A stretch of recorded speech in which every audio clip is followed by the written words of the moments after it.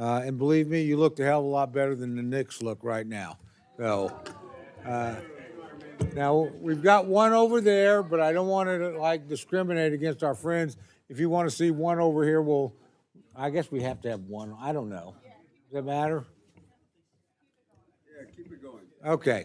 Well, I'm going to keep the game going. I chose that side because it's easier for me.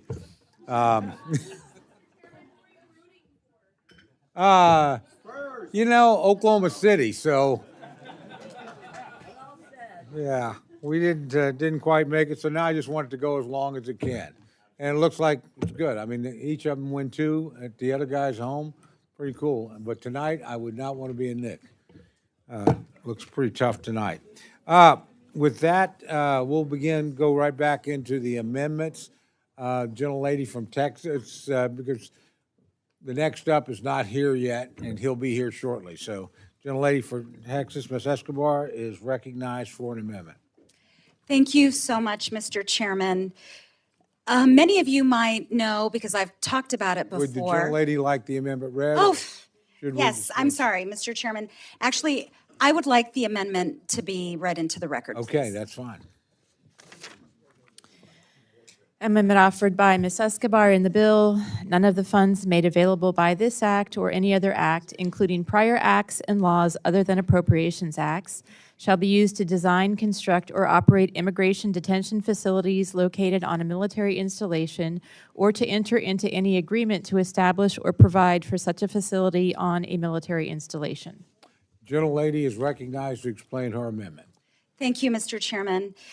Many of you, or some of you, might have heard me talk about the fantastic military installation that I'm so proud to represent, Fort Bliss, home of the 1st Armored Division, home to at least 17,000 soldiers who live on base in a very veteran-friendly, veteran-supportive community.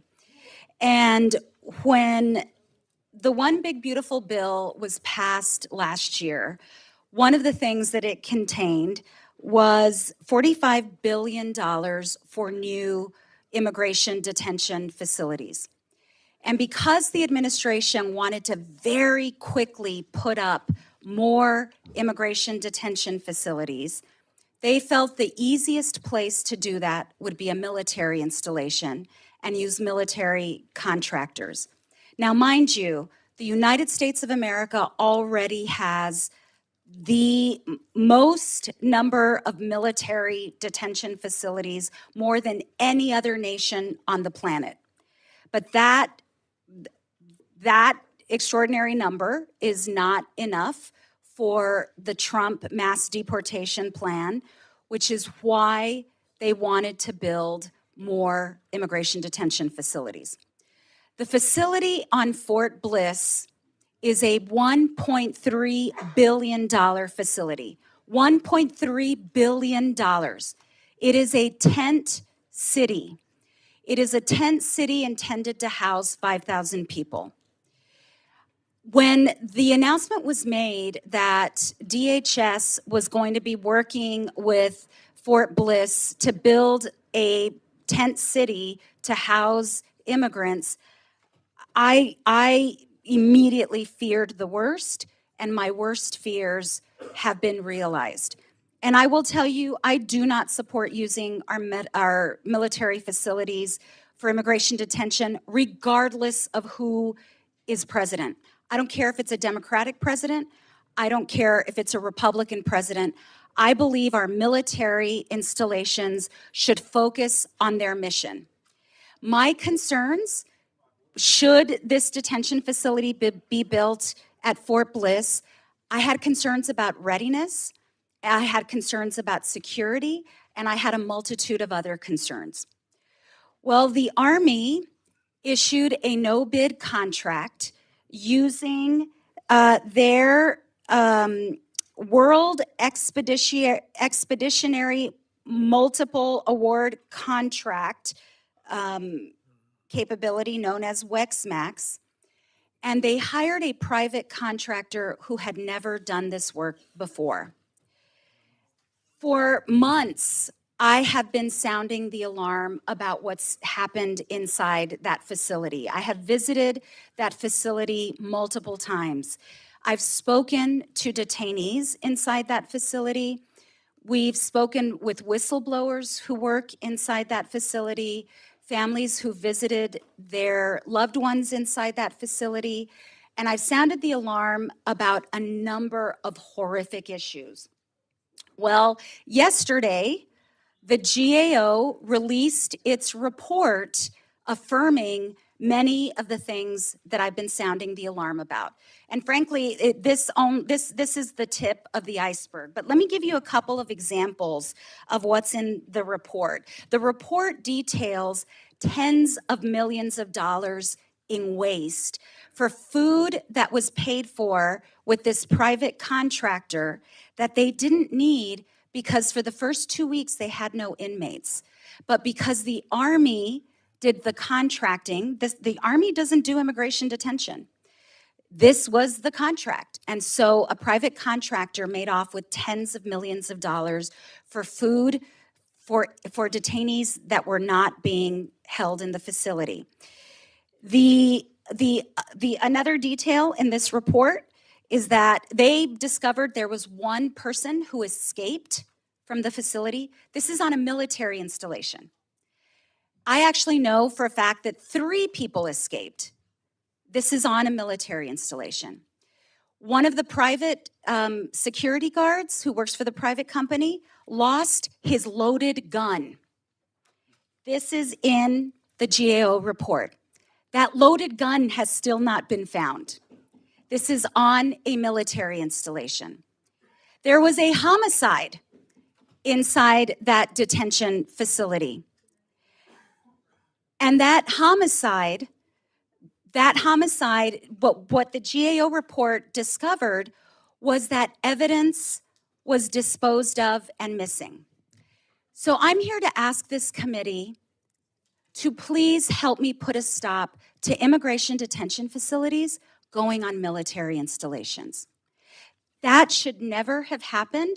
This report gives only a handful of examples of why that shouldn't happen, and my amendment, Mr. Chairman, would ensure that doesn't happen again. I yield back. Thank the gentlelady. The gentleman from Nevada, Mr. Amadei, is recognized to respond to the amendment. Thank you, Mr. Chairman. I rise in opposition to Mrs. Escobar's amendment before us. Illegal immigration is a defense and national security concern completely appropriate for military installations to play a part in providing infrastructure support for our immigration enforcement priorities on a case-by-case basis. I understand there are concerns about Camp West. I understand there are concerns about Fort Bliss.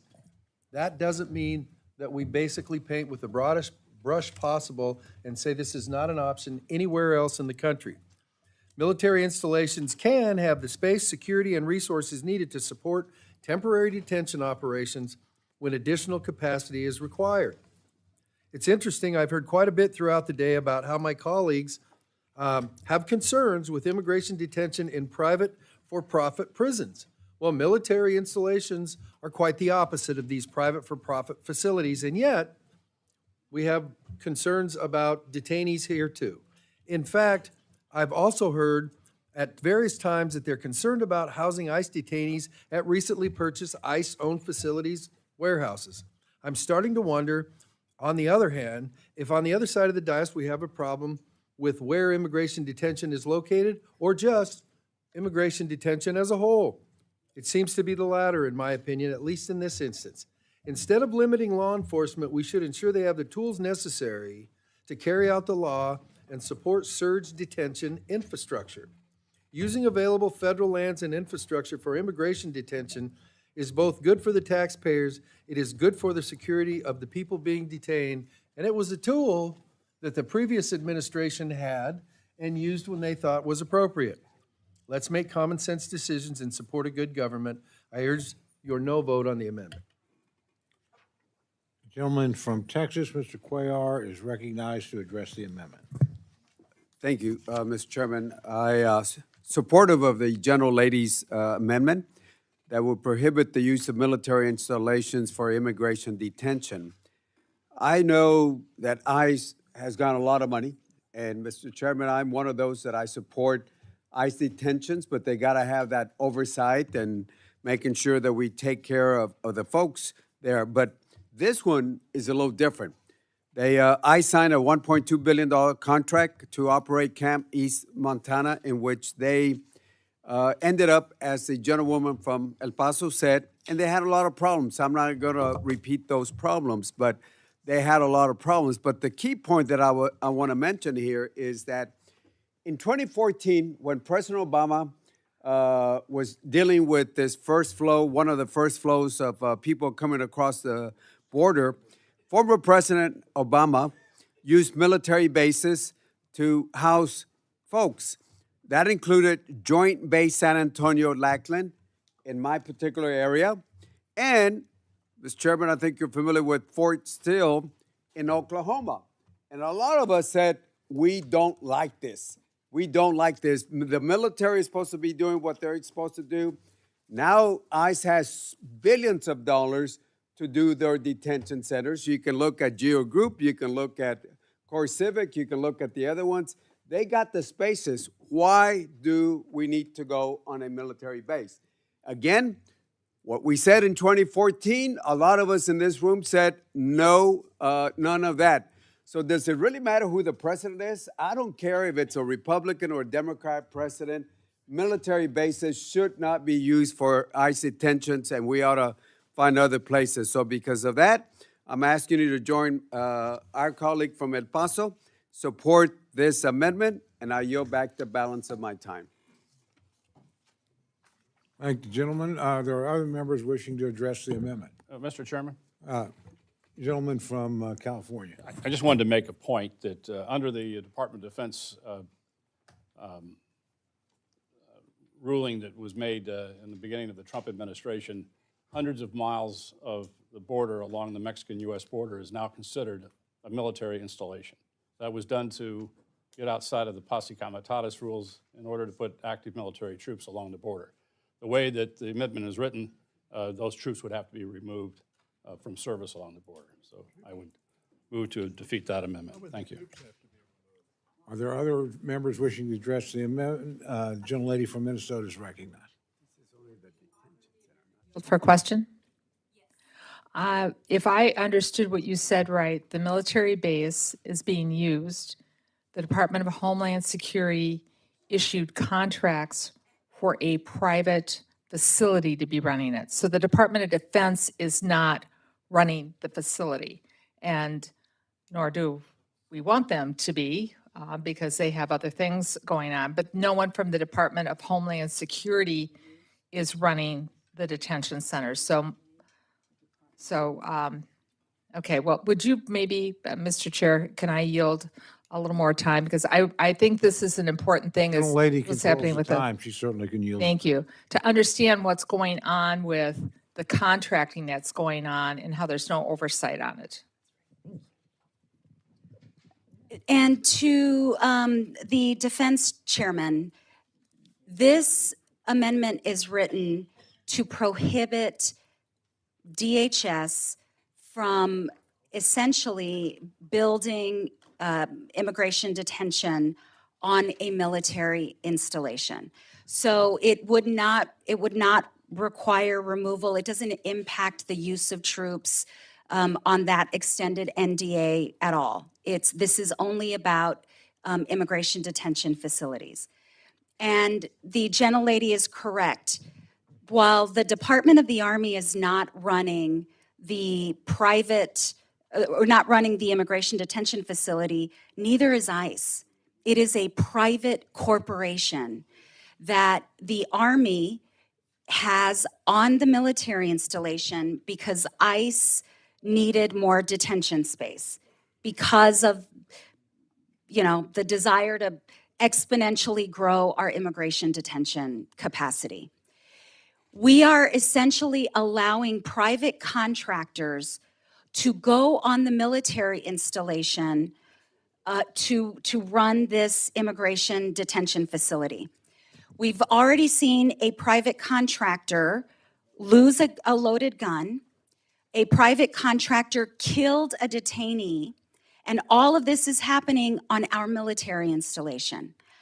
I believe we should protect our military installations from private contractors like this.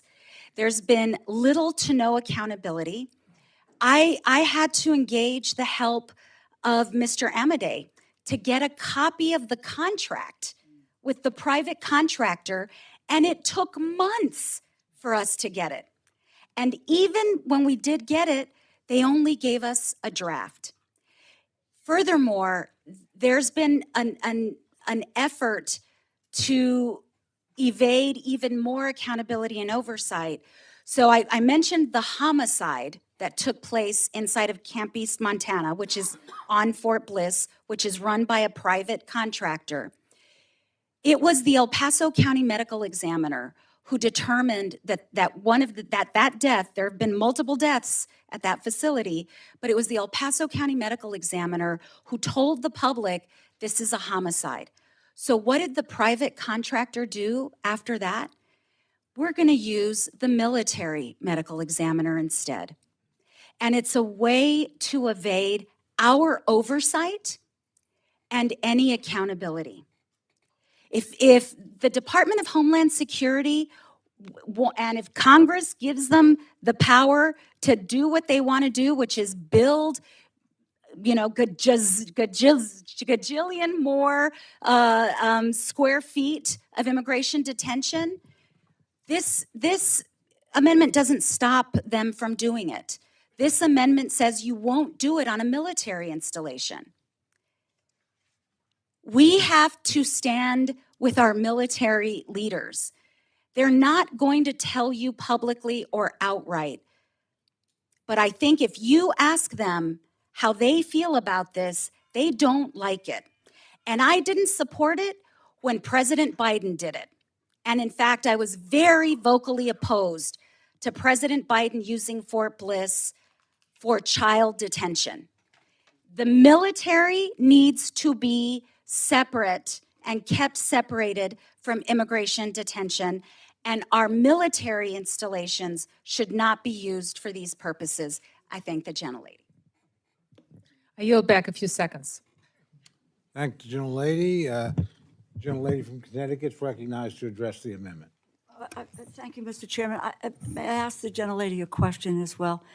I can recall when we were dealing with unaccompanied children and dealing with military installations. Do you know whether or not that it would be ICE, or in this instance ICE, is there a payment to the military for the use of the facility, as well as the contract that gets paid for to the private company, so that we're paying, Department of Defense, if you will. Gentlelady, you, because I can answer your question. Yes, so please, thank you. Yeah, it's pretty expensive actually to put them on a military base. So that we're There is a paying. payment from the military, or from DHS to Right. the military. We pay DHS to the military, and then DHS to the private contractor. Now, that is in my recollection from when we were dealing with the unaccompanied kids. We're talking about millions and millions of dollars. The contracts are, they're frankly obscene, in the amount of money, with little or no ability to deal with oversight. But so we're paying twice in that regard. So it's And in this case, it's a tent city. Right. And it's $1.3 billion. dollars in the contract. Very little accountability, blocked oversight, and frankly, very nebulous operations outside of the purview of Congress. Right, and we do not know then what we are paying DOD. We don't know what the amount that DHS is paying to DOD for the use of that space. Okay. Thank you, I thank you. Are there other members wishing to address the amendment? Seeing none, the gentlelady is recognized for 1 minute to close. Thank you, Mr. Chairman. I want to again say I opposed the Obama administration using Fort Bliss for unaccompanied minors. And I badgered the administration until they finally tore down the tent city that was housing unaccompanied minors. I do not believe our military installations should be used in this way. I think we have an obligation to keep that separate.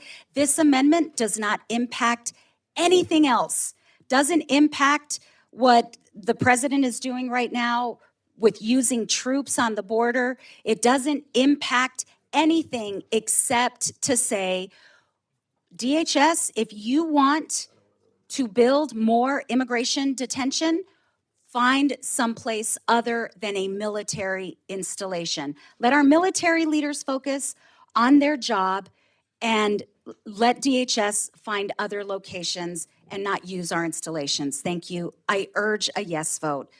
I yield back. Thank you, gentlelady. The question is now on the amendment offered by the gentlelady from Texas. All those in favor say aye. Aye. All those opposed say no. Opinion, the noes have it. The gentlelady's requested a roll call vote. Sufficient support has been demonstrated. Clerk will call the roll. Mr. Adderholt.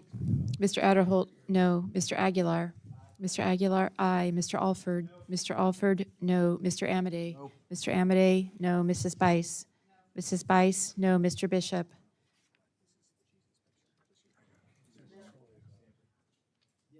Mr. Bishop, aye. Mr. Calvert. Mr. Calvert, no. Mr. Carter. Mr. Carter, no. Mr. Case.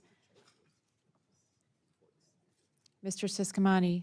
Mr. Siscomani, no. Mr. Klein. Mr. Klein, no. Mr. Cloud. Mr. Cloud, no. Mr. Clyburn. Mr. Clyburn, aye. Mr. Clyde. Mr. Clyde, no. Mr. Cole. No. Mr. Cole, no. Mr. Cuellar. Aye. Mr. Cuellar, aye. Ms. Dean. Ms. DeLauro. Ms. DeLauro, aye. Mr. Diaz-Balart. Mr. Diaz-Balart, no. Mr. Edwards. Mr. Edwards, no. Mr. Elzey. Mr. Elzey, no. Ms. Escobar. Ms. Escobar, aye. Mr. Espaillat. Mr. Espaillat, aye. Mr. Fleischman. Mr. Fleischman, no. Ms. Frankel. Ms. Frankel, aye. Mr. Franklin. Mr. Franklin, no. Mr. Guest. Mr. Guest. Mr. Guest, no. Mr. Harder. Mr. Harder, aye. Dr. Harris. Dr. Harris, no. Mrs. Hinson. Mrs. Hinson, no. Mr. Hoyer. Aye. Mr. Hoyer, aye. Mr. Ivy. Mr. Ivy, aye. Mr. Joyce. Mr. Joyce, no. Ms. Captor. Aye. Ms. Captor, aye. Mr. Lalota. Mr. Lalota, no. Ms. Lee. Ms. Letlow. Mr. Levin. Mr. Levin, aye. Ms. Malloy. Ms. Malloy, no. Ms. McCullum. Ms. McCullum, aye. Ms. Ming. Ms. Ming, aye. Mr. Molinar. Mr. Molinar, no. Mr. Moore. Mr. Moore, no. Mr. Morelli. Mr. Morelli, aye. Mr. Mervan. Mr. Mervan, aye. Mr. Newhouse. Mr. Newhouse, no. Ms. Perez.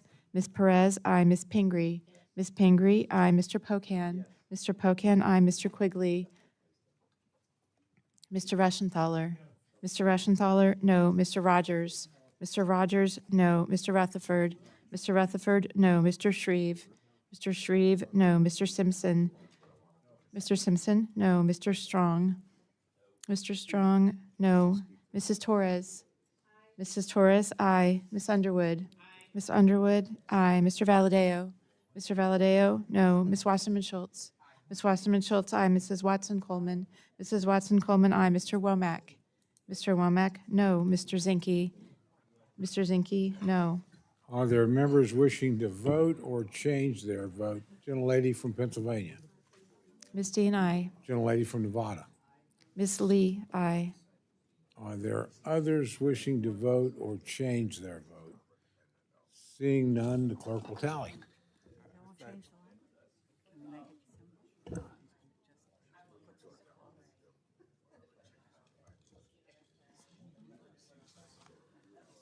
I saw the language, it addresses this issue. I saw your language, it addresses what he.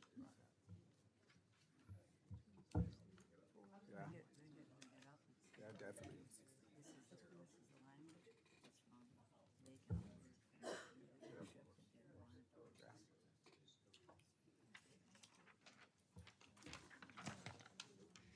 On this vote, the ayes are 26, the noes are 34. The amendment is not adopted.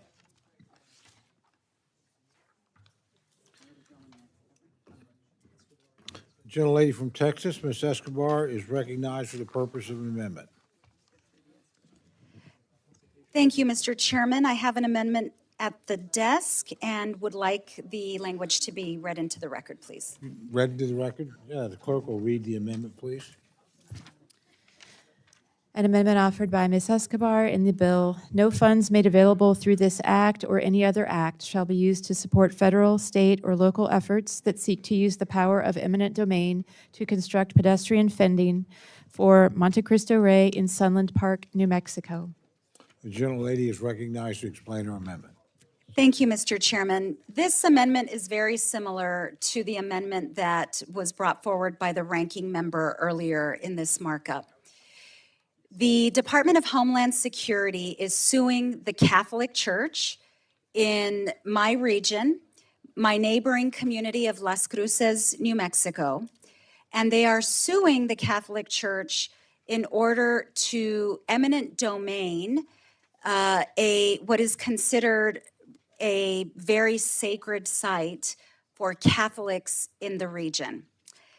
Mount Cristo Rey is a mountain that is adjacent to my community. It's actually in Representative Gabe Vasquez's district. At its peak, there is a 29-foot statue of Jesus Christ that was dedicated in 1939, and over the years, Mount Cristo Rey has become an annual pilgrimage destination that is visited by over 40,000 Americans every year. The faithful from Texas, New Mexico, the state of Chihuahua participate in pilgrimages on Good Friday and in the spring and on the Feast of Christ the King, or Cristo Rey, in the fall.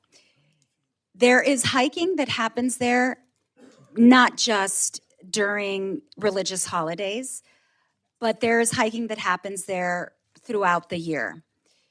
This has really touched a nerve in our region. El Paso and Las Cruces, a very Mexican Catholic region, and the idea that the Department of Homeland Security wants to essentially tear away at that mountain to build a wall. Obviously, many of our faithful are deeply concerned that they will no longer be able to make their pilgrimages, but it is also seen as a desecration of a sacred site. I ask for your support in telling the Department of Homeland Security to please not do this. Thank you, Mr. Chairman. I yield back. Thank you, gentlelady. The gentleman from Nevada, Mr. Amodei, is recognized to address the amendment. Thank you, Mr. Chairman. I rise in opposition to the amendment at the desk. Earlier this year, CPB initiated an eminent domain process for property owned by the Catholic Diocese of New Mexico to build border wall in the area close to the Mount Cristo Rey Shrine. Interestingly enough, the border wall project was awarded in September of 2024 under the Biden administration as part of the gap closure plan. Yes, my friend from El Paso wants to prevent wall construction authorized by the Biden administration. I'm not painting her with a brush on what, but it's like, hey, this project has spanned 2 generations. Thank you for the comment, and if you would like me to cede you some time, I'd be happy to. Construction activities and completion of the border wall in this area will not impact access to the Mount Cristo Rey Shrine. It's about 1,480 feet from there. Is it in the view shed? Absolutely, it's in the view shed. But that's the way it's been going. It doesn't impact the operation of the shrine. The pilgrimage route access points remain unchanged. I've circulated some pictures so you can see just how far away the shrine is from the wall, 1,400 feet, almost 4 football fields. People who attend events at the shrine already have to lawfully enter the border through a port of entry consistent with current law. And it's well known that the cartels have exploited religious pilgrimages to conduct illegal activities like narcotics and human smuggling. When the Biden administration sought to close the gap here, no one can accuse them of being border security hawks. Again, I appreciate the gentlelady from El Paso's amendment, but I must urge my colleagues to vote against this so that we can close this gap in the wall. I urge your no vote. Thank you, gentlemen. The gentleman from Texas, Mr. Cuellar, is recognized to address the amendment. Thank you, Mr. Chairman. I'm supportive of the gentlelady's amendment that would protect the Catholic site on the U.S.-Mexico border near Mount Cristo Rey. We know how this vote is going to happen, but I just have to really say this. As a Catholic, as looking at exceptions that we just can't even recognize the exceptions for us that live along the border. Now, I know some of y'all say, well, you know, I went down to the border for 1 hour or 2 hours and I know the border. Some of us live there and we've lived there all our lives. And we understand the border better than folks that just go there for 1 hour or 2 hours and say they know the border better. Look, what we're talking about is about, well, less than 1% of the U.S. border, if you look at 2,000 miles from California down to Brownsville, or 1,200 miles. Less than 1%. It's like getting a postage stamp in the middle of a football field and say, protect that area. If we can't even protect that little area that we're talking about, and we're going to disregard homes, cemeteries, religious sites like this, and say that Border Patrol, and I support Border Patrol, but if they can't control that through drones, technology, everything that we have out there, we can't control that. Look, Mr. Chairman, without due respect, I've seen what Border Patrol has said. I've seen that. And again, I said that, and I heard that in 2019, and we were able to add those exceptions. Talking about photos also, you know, I was sorry about bringing Big Ben again, but we're interested in Big Ben. We looked at God's walls here, and we still said no to that. I mean, what are we going to do if that doesn't protect people from coming across, or you don't want to respect somebody's religious background on this, and Border Patrol can't do this because they have to have a border wall? It's just wrong. I know how this is going to come about, but I'm hoping, Mr. Chairman, that this is a process like we did in 2019. And as we move down the process, we can take Laredo, Zapata, Big Bend, God's walls in consideration, and this religious site in consideration. I know how this vote is going to happen, but all I ask you is, please, as we move forward in the process at the end, don't let somebody else make that decision. Let us make this decision as members of the appropriations. Don't let OMB or somebody else decide this for us. Let's sit down as appropriators and find a way to really respect the border communities. And that's all I'm asking as we go down the process. So again, if you haven't been to Big Bend, stop by, or if you haven't been to Laredo, stop by. Food is pretty good. Go Spurs also. But again, what we have to make sure is just take some of us in consideration. If I was talking about the northern border, I would say that's different. That's a different thing. I'm not going to say what's good for you in the northern border. This is a southern border, and we live here, and we just ask you to just, as we go through the process, consider us. With that, I ask you to consider this amendment, supporting this amendment. Let the process move forward, and hopefully at the end of not the day, but at the end of the process, we will work together as appropriators. Thank you.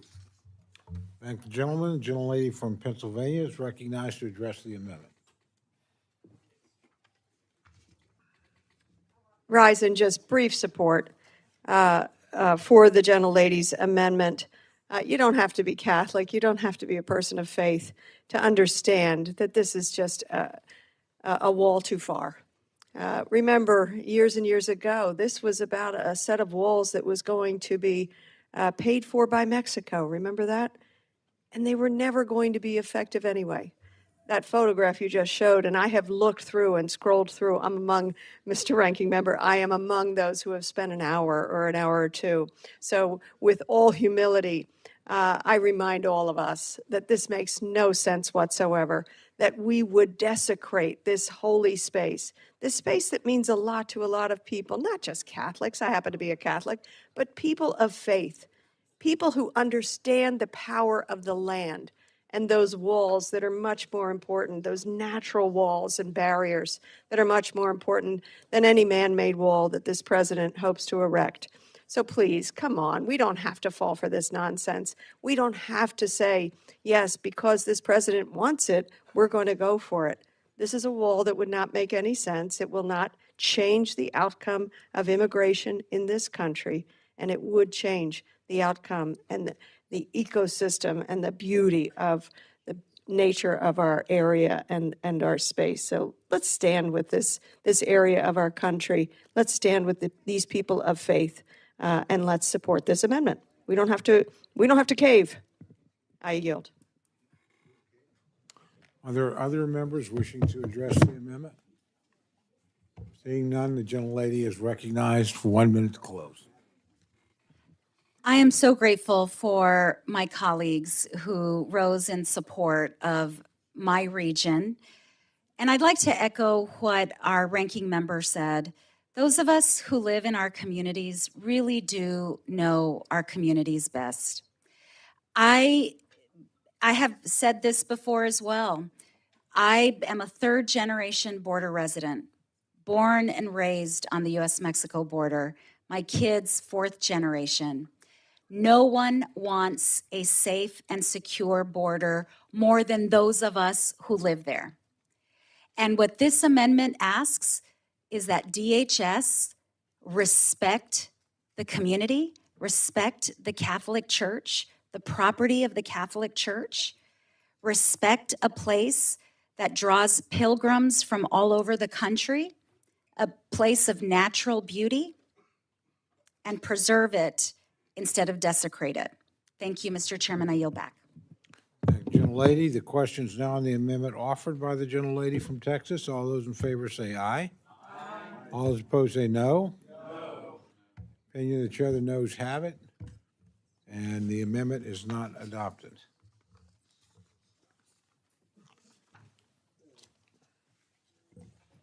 Gentlelady from Texas is recognized for an amendment. Thank you, Mr. Chairman. On Friday, we found out that ICE, per a memo sent by the The acting... gentlelady like the amendment. Oh, I'm so sorry, Mr. Chairman. Yes. I'd like to dispense with the reading of the amendment, please. Without objection, the reading of the amendment is dispensed with, and the gentlelady is recognized for remarks on her amendment. Thank you, Mr. Chairman. On Friday, we found out that ICE, per a memo sent by the acting director, would be discontinuing a policy that requires the agency to report the deaths of recently released detainees if they die within 30 days of being released from custody. I want to share with you all something that you might have heard already from our colleague Angie Craig, but she had a constituent who was arrested and flown to El Paso, to Camp East, Montana, on Fort Bliss. Her constituent had a massive ovarian cyst, and she was going to get surgery to have the cyst removed before she was detained and flown to El Paso by ICE. They didn't deport her, they just held her for 4 months. Representative Craig was asking for humanitarian parole.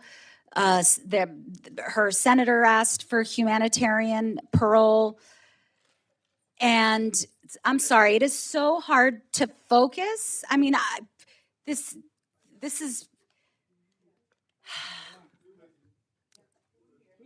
ICE is now allowed to release people who likely have been harmed by ICE detaining people for a significant period of time without release, and they don't want to be held accountable for it.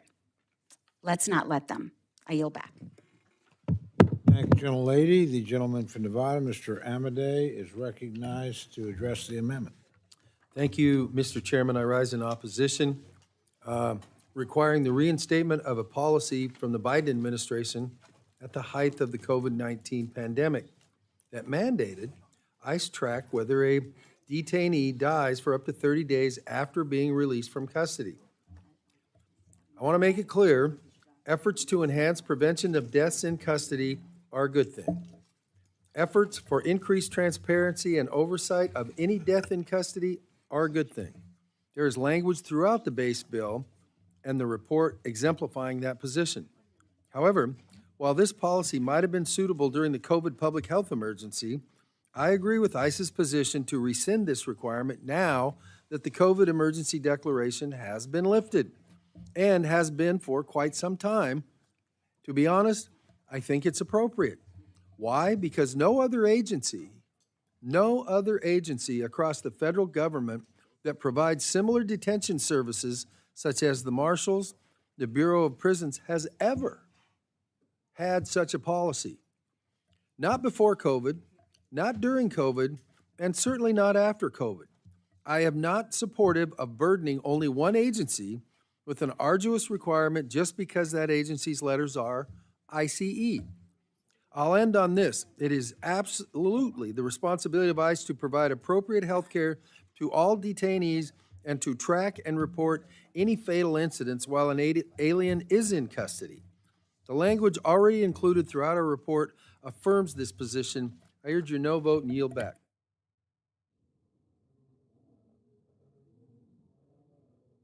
Mr. Cuellar is recognized to address the amendment. Thank you, Mr. Chairman. Rise in support of the gentlelady's amendment. This is a simple transparency requirement.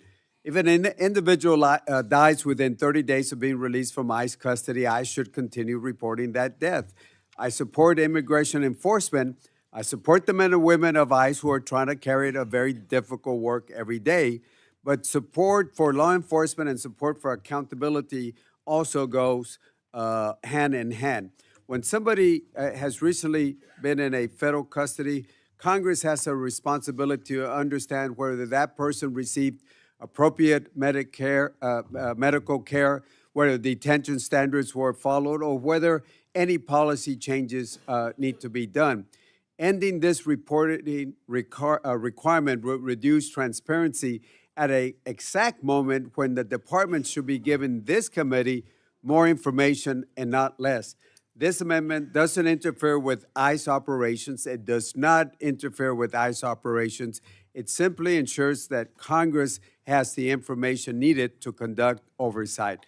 I encourage my colleagues to support this amendment, and I yield back the balance of my time. Thank you, gentlemen. The gentlelady from Minnesota is recognized to address the amendment. There are people that were taken into custody by ICE, some at the Federal Whipple Building, others in detention centers. But I'll speak to the one where ICE finally decided that they had to bring a gentleman into HCMC, Hennepin County Medical Center. And when they did the intake, the nurses and the doctor staff and everybody, they're looking at him and like, what happened? Oh, he walked into a wall. 8 fractures in his head. These are people who deal with these kinds of medical trauma and emergencies all the time. And I mentioned it briefly earlier when I was talking about another amendment. The nurses, the doctors, under Minnesota state law, if a law enforcement, one of our local law enforcement officers, they would be obligated to report it. Instead, they were harassed, they were intimidated, and some of them felt threatened, just trying to do their jobs. 8 skull fractures. I had a constituent. She was detained, U.S. citizen. Took me a couple of days to find her. Skull fracture. Skull fractures are a real thing that were happening to a lot of people. You saw the picture that Mr. Hoyer had, a woman who was trying to get to her doctor's appointment who turned the wrong corner at the wrong time, who was disabled. Seatbelt on, broke the window, pulled her out of her car and dragged her. I think we have an obligation to those people that this has happened to, whether it's a death or an injury, to our fellow citizens. At a minimum, I think it should be to every human being, but to a fellow citizen at a minimum. that this be reported, that this stop. And this is why some of us have continued not to support any more funding for ICE, not because I don't think that they don't have a crucial job to do, they do. But it's been maligned and taken out of control by an administration that didn't do oversight. There are people in my constituency, in my state, people who call my office who have been physically harmed. So to track somebody that's been in a hospital for severe head injury, to see how the outcome goes in 30 days, I don't think that's outrageous. We talk about being pro-life in here. Yeah. Do unto others as you would have done unto you. And that's the rule I'm going to live by. And I thank the gentlewoman for bringing the amendment. And by the way, docs didn't want to release them. I said, no, it's time to go. They took them out. No idea what's happened. I yield back. Thank you, gentlelady. The gentlelady from Ohio is recognized to address the amendment. Thank you, Mr. Chairman. I wasn't intending to speak on this, but I just have to say, there are members of this committee that are listening to you and not watching the basketball. We are talking about life and death and ways to solve serious issues that happen to be on the border.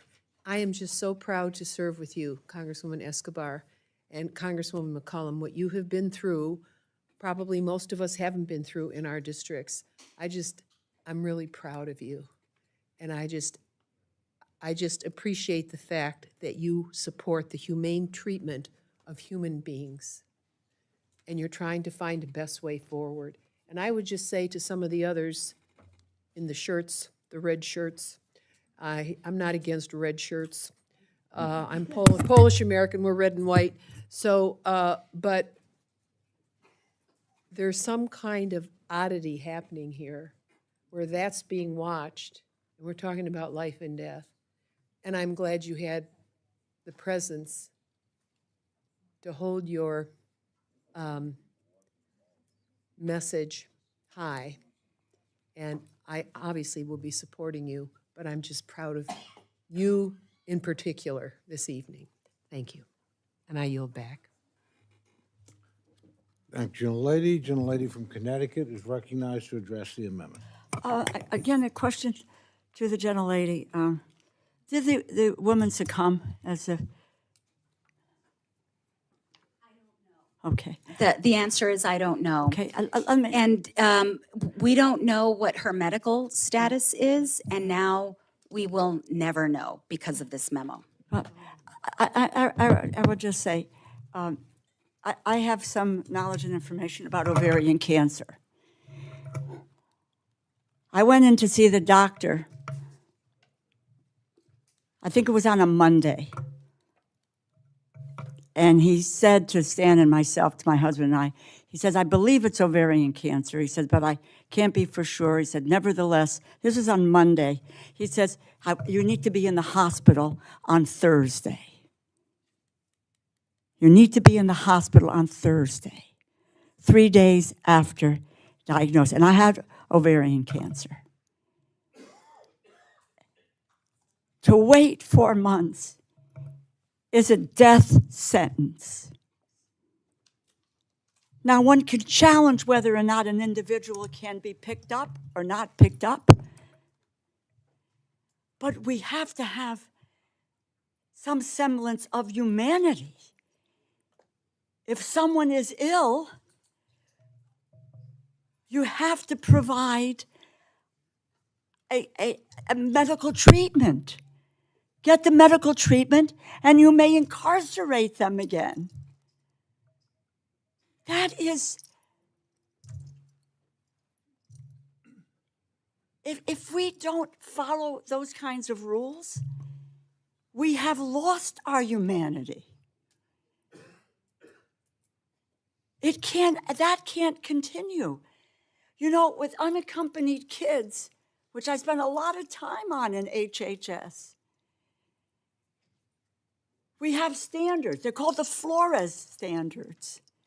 which says, and it outlines how people have to be treated, what kind of circumstances, what kind of environment that they need to be in, what kind of medical procedures that need to occur, what needs to happen if someone needs to get treated. They're taken to from the facility to the local doctors. There's contracts with the doctors so that we don't have kids dying in these centers. I don't know, I'll be honest with you. And I've asked the staff whether Flores is translatable to these other centers, or if there is a set of standards, humane standards that have to be followed if people are going to be detained. And that's where I think we should go. And I just say this to the gentlelady.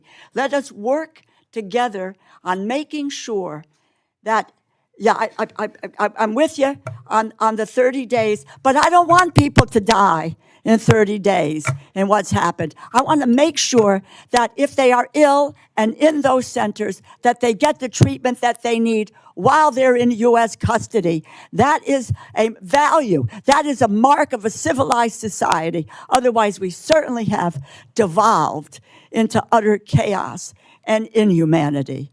I yield back my time. Thank you, gentlelady. Are there others wishing to address the amendment?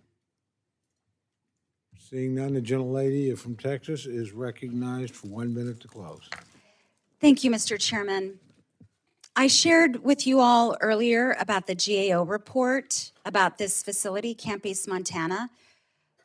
The GAO report documents how appropriate medical care has been withheld from detainees. And this is why I gave you the example of our colleague, Angie Craig, and her constituent, who was held for 4 months, even though her lawyers repeatedly told ICE she needs this surgery. She was scheduled to get the surgery the week she was detained. And for 4 months, not only was she denied that surgery while she was held in custody, she was given aspirin for her pain. And now ICE wants to make sure we don't learn about deaths that happened within the 30 days of release. That's not acceptable. And I'll say one last thing to Mr. Amadei. Chairman, you gave I think, a totally appropriate speech at the beginning where you said, "Don't guess my motivations." Please don't guess mine.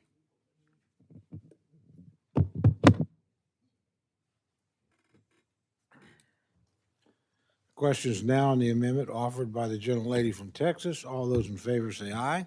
Aye. All those opposed say no. Okay. Being the chair, the noes have it, and the amendment is not adopted. Gentlelady from Texas, Ms. Escobar, is recognized for an amendment. Mr. Chair, I have an amendment at the desk and ask that the reading of it be dispensed with. Without objection, the reading of the amendment is dispensed with, and the gentlelady is recognized for remarks on her amendment. Thank you, Mr. Chairman. This next amendment is pretty simple. It would fund DHS's Office for Civil Rights and Civil Liberties at a level of $50 million from the current funding level in the bill of $5.1 million. DHS's Office for Civil Rights and Civil Liberties provides critical oversight services for DHS and its agencies by investigating complaints about constitutional rights, including privacy or excessive use of force, reviewing deaths in ICE custody and CBP-involved death, and making recommendations and influencing policies to ensure heightened transparency and responsiveness. This administration has slowly been whittling away at this funding in order to do away with this office. I ask for your support to fund it at levels that it has been funded before. Lord knows we need the oversight more than ever. I yield back. Thank you, gentlelady. The gentleman from Nevada, Mr. Amadei, is recognized to respond to the amendment. Thank you, Mr. Chair. I rise in opposition to Ms. Escobar's amendment. The Office of Civil Rights and Civil Liberties has limited responsibility in statute. During the previous administration, CRCL became a bloated office that did far more than the law authorized. The present administration rightly reduced the scope of this office back to its intended functions. This committee continues to right-size CRCL to match statutory requirements. While I appreciate a focus on oversight, this amendment also has no offset for the increase. I ask my colleagues to vote no. Thank you, gentlemen. The gentleman from Texas, Mr. Cuellar, is recognized to address the amendment. Thank you, Mr. Chairman. I support this amendment, and I ask you to please consider voting in favor and putting the funding back. Thank you. Yield back. Thank the gentleman. Are there other members wishing to address the amendment? Seeing none, the gentlelady is recognized for 1 minute to close. I ask you to vote yes, to vote in favor of proper oversight. Yield back. Thank you, gentlelady. The question is now on the amendment offered by the gentlelady from Texas. All those in favor say aye. Aye. All those opposed say no. No. Opinion of the chair, the no has it, and the amendment is not agreed to. Gentlelady from Texas is recognized for an amendment. Thank you, Mr. Chairman. I have an amendment at the desk, and I ask that we dispense with the reading. Without objection, the reading of the amendment is dispensed with, and the gentlelady is recognized for remarks on her amendment.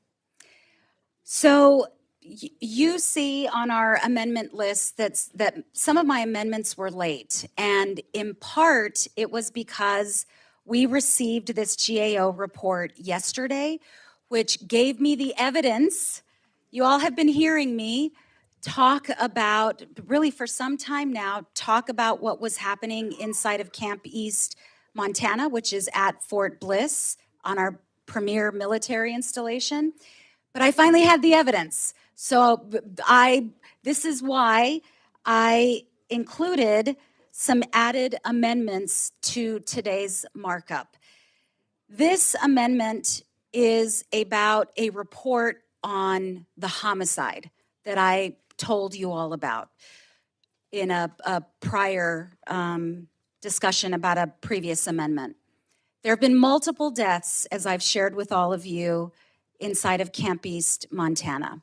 In fact, the number of deaths of people in ICE custody is at a historic and unconscionable high. One of the dead individuals, one of the detainees who died in custody, was sent to the El Paso County Medical Examiner, who ruled that death a homicide. I read the autopsy. It's pretty shocking.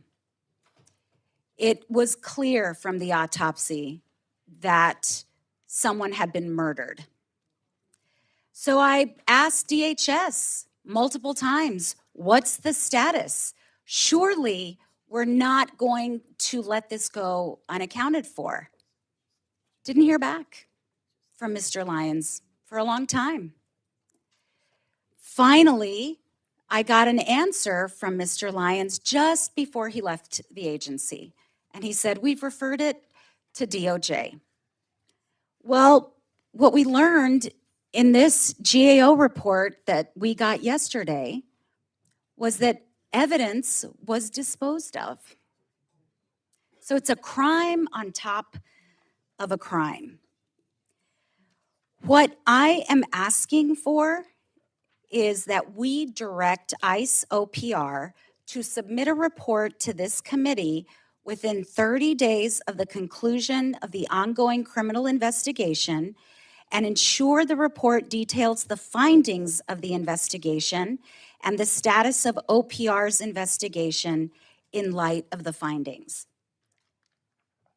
I think we deserve to know what happened. I don't think that's too much to ask. I yield back. Thank you, gentlelady. The gentleman from Nevada, Mr. Amade, is recognized to address the amendment. Thank you, Mr. Chairman. I rise in support of the amendment. I yield back. Would the gentleman, okay. Gentlelady has the right to close if she chooses to. Okay. Questions now on the amendment offered by the gentlelady from Texas. All those in favor say aye. All those opposed say no. The opinion of the chair, the ayes have it, and the amendment is adopted.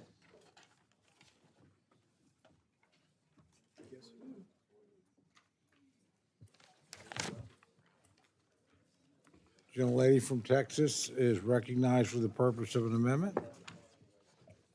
I have an amendment at the desk, and actually, I would like the amendment read into the Clerk will record, read the please. amendment. An amendment offered by Ms. Escobar in the report, payment for meals not needed. The committee is aware of the GAO report issued on June 9, 2026, titled Immigration Detention, Waste, and Performance Issues at Camp East, Montana Provide Valuable Lessons for Future Facilities. In the report, GAO found that both the U.S. Army and ICE paid for meal services at Camp East that it did not need. The U.S. Army paid $11.5 million for meals it did not need between August 1, 2025 and August 15, 2025, and an additional $423,000 for meals it didn't need between August 16, 2025 and September 30, 2025. ICE paid $7.1 million for meals it didn't need between October 1st, 2025 and March 12, 2026. The committee directs ICE to recoup the payments made to the contractor for meal services during such time periods. Gentlelady from Texas is recognized to explain her amendment. Thank you, Mr. Chairman. Once again, the evidence of what I have been saying for months is in this GAO report. Of the tens of millions of dollars of waste, American taxpayer dollars, money that went into a private contractor's pocket for food during a time when there were 0 detainees at Camp East, Montana. 3 meals a day for weeks, 0 detainees, but the private contractor got their money. I think we should go after that money. And I will tell you, it's the GAO report, as damning and explosive as it is the tip of the iceberg. In addition to meals that the federal government, that the American taxpayer has paid for that weren't necessary because there were no detainees, we are also paying for janitorial services at that facility. And guess what? The detainees clean their own pods. We are also paying for laundry services at that facility. And I have gone to that facility multiple times and have seen with my own eyes that the detainees wash their own clothes in the sink. They get, I wish I had a sugar packet. Let's pretend this is a sugar packet. But the men and women there get soap about the size of this packet daily to shower. And for women, I mean, ladies, that's shampoo and body wash. But because the laundry services are not happening, they would rather use the packet of their shampoo to launder their own clothes. And we're paying for that. The American taxpayer is paying for that. Let's go after the money that contractor pocketed for the food.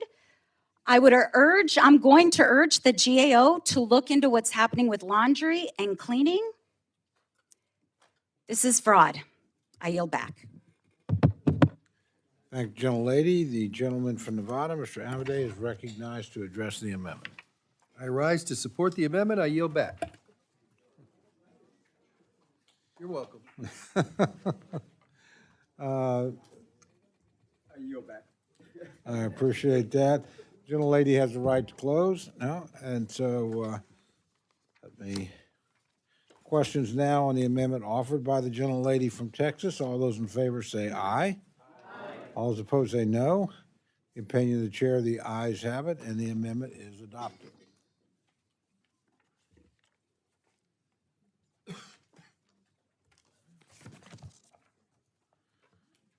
The gentleman from California, Mr. Levin, who's appropriately attired, patriotic. Thank you for your efforts on the. Thank you, it was Mr. a Chairman. If very you'll nice- indulge me, I just want to congratulate my Republican friends on their victory tonight.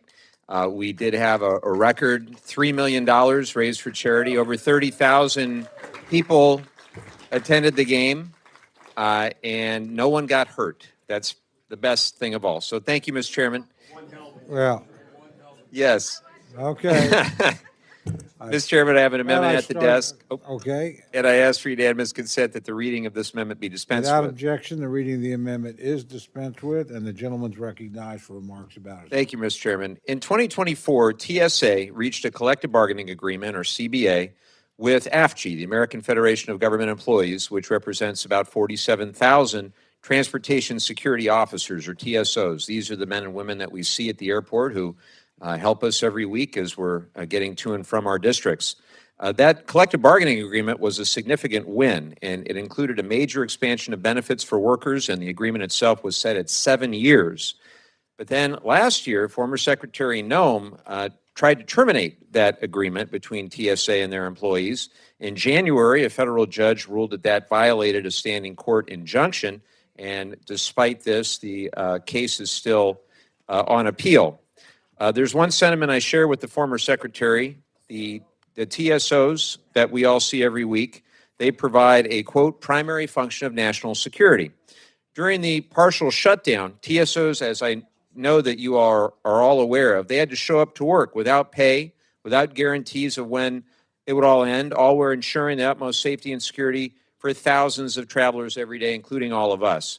I met recently with the TSOs in my district who shared that some of their coworkers, and I quote, had to ask friends and family for loans and held yard sales and bake sales. TSOs are not paid under the general schedule pay system, and they are excluded from benefits under Title V personnel system. And they're paid less on average than federal workers performing similar roles under Title V. TSA's roughly 65,000 person workforce does not receive the compensation or baseline protections and worker rights that are available to federal employees elsewhere in the federal government. And you probably know TSA is facing major issues with retention that have only been exacerbated by recent months. We should be honoring their service to keeping our communities safe, not taking away their benefits and taking away their right to organize. Now, a few months ago, you might remember that we passed something called the Protect America's Workforce Act with significant bipartisan support, and I checked, there were at least a few of my Republican friends in the room that voted for that bill. And that bill would nullify the March 2025 order, which ended collective bargaining rights for federal employees represented by unions at 18 other federal agencies, and prevent the administration from canceling existing union contracts. The TSOs, the transportation folks that we're talking about, they were not included in that bill or in that executive order. But several of you in this room voted for that bill, presumably because you agree that federal employees should have the right to organize. They deserve the right to negotiate a livable wage, to fight for access to affordable child care, to get better sick and medical leave. So I ask those of you specifically, and you know who you are, who supported that bill, and really anyone in this room who supports basic collective bargaining rights, to do the same here. My amendment would ensure that the Secretary uses no funds to terminate or revoke the collective bargaining agreement governing TSOs. So let's pass this. Let's provide just a sliver of certainty and reliability for our transportation security officers. And I'll just say one thing. I've heard often that we don't want to tie the hands of the administration. With respect, that's Article 1. The power of the purse belongs to this committee, and every appropriations bill we write ties the hands of the administration in one way or another. That's the whole point of the document. The only question is whether we tie those hands in the right way. And I would say, friends, that collective bargaining rights for those that serve us at those airports every single week, that's a right and reasonable thing to do. So I urge support for the amendment, and I yield back. Thank the gentleman. The gentleman from Nevada, Mr. Amade, is recognized to address the amendment. Thank you, Mr. Chairman. I rise in opposition to the amendment at the desk. Real simple. All that said, TSA's collective bargaining agreement remains in place because of a court injunction. Now, that's being appealed, but I think we ought to go ahead and see what the court says our work already means before we start getting into something else. I urge your no vote. Yield back. Thank you, gentlemen. Gentleman from Texas, Mr. Cuellar, is recognized to address the amendment. Thank you, Mr. Chairman. I support this amendment. Collective bargaining rights and national security are not incompatible. I can tell you that, I've seen a lot of the hardworking Border Patrol agents, and they have their own unions, and they should be. And again, that's Border Patrol. I support their unions, and now we're talking about it should be the same thing for the transportation security officers or airport security screeners. And again, they work hard also during the shutdown. They worked, they protected the traveling public, and they did it without a paycheck. So, it's important that we support this amendment because collective bargaining is important to those workers. With that, I yield back the balance of my time. Thank the gentleman. The gentlelady from Connecticut, Mr. Law, is recognized to address the amendment. I rise in support of this amendment, which would support TSA workers who recently endured the longest government shutdown in history earlier this year. Make no mistake, these are workers who Republicans tried to use as a bargaining chip. Republicans invoked their work and the long lines at airport security as leverage to try to force through a Homeland Security bill without critical reforms they knew the American people wanted. And all the while, ICE agents were receiving their full paychecks, I'm glad that Republicans eventually came to their senses and passed my legislation after 79 days that paid TSA workers, along with FEMA, Coast Guard, cybersecurity. But many of these workers still struggling to get out of the financial hole that they were put in by that unnecessary shutdown, still paying off the debt they were forced to put on their credit cards or catching up on mortgage and rent payments that were missed. This bill should be a chance to show these workers how much we actually value them, especially when Republicans made them the poster child for a government shutdown that they started. Imagine my surprise then to find out that this bill cuts funding for the TSA by nearly $350 million. It is clear that TSA workers have never been a priority of this administration. I can recall being at Bradley Airport in Connecticut last year when two TSA officers found out, they came up to me and that they had found out that they had been let go during the initial rounds of firings led by DOJ and the Trump administration. One of them told me they began working for TSA immediately after its creation in the wake of 9/11. I remember it vividly because he said, Rosie, he says, I wanted to give back in some way. This is where I thought I could really exercise my patriotic duty. And then he informed me not only was he let go, they were let go, but the administration abrogated their collective bargaining rights. This administration's hostility towards organized labor is also clear. They have suspended project labor agreements across the government. They've rolled back protections for workers, undermined key worker protection agencies, including cutting the funding for the National Labor Relations Board. Federal courts have twice said that TSA's attempts to walk away from its collective bargaining agreement with our TSA workers was illegal. But we know the attacks on these workers' rights will continue. This amendment would at least ensure that TSA employees do not have their collective bargaining rights that other government workers enjoy, stripped away. This is a bare minimum of what we should be able to do for people who showed up for work day after day with no paycheck to keep the rest of us safe. I urge my colleagues to support this amendment, to support these workers, and I yield back. Thank the gentlelady. Are there other members wishing to address the amendment?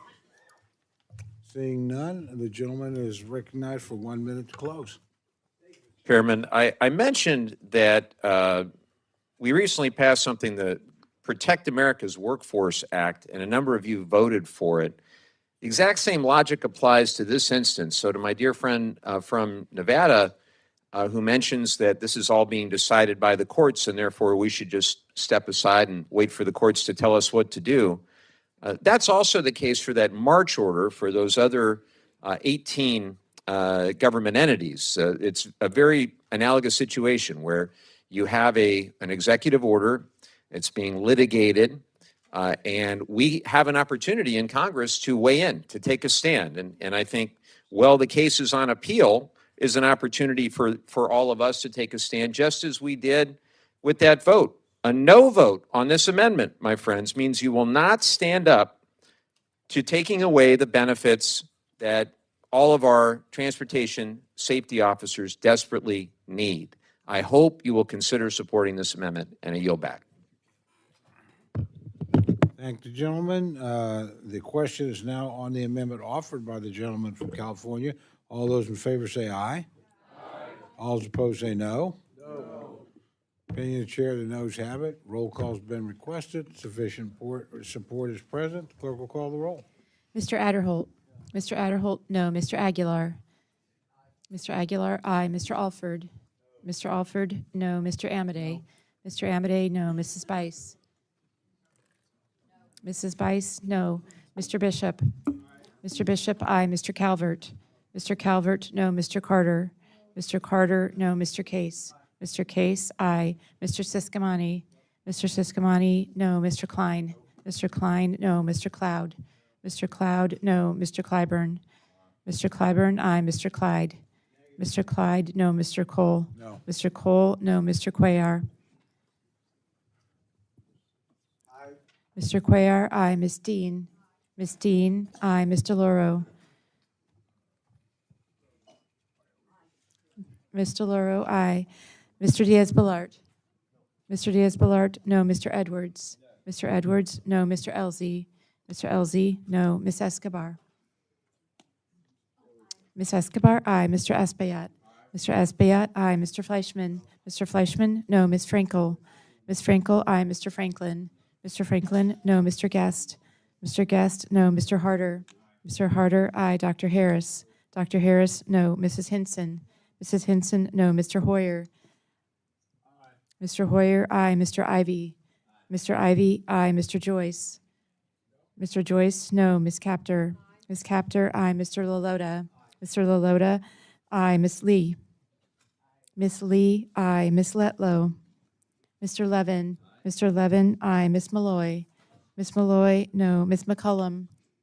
Ms. McCullum, aye. Ms. Ming. Ms. Ming, aye. Mr. Molinar. Mr. Molinar, no. Mr. Moore.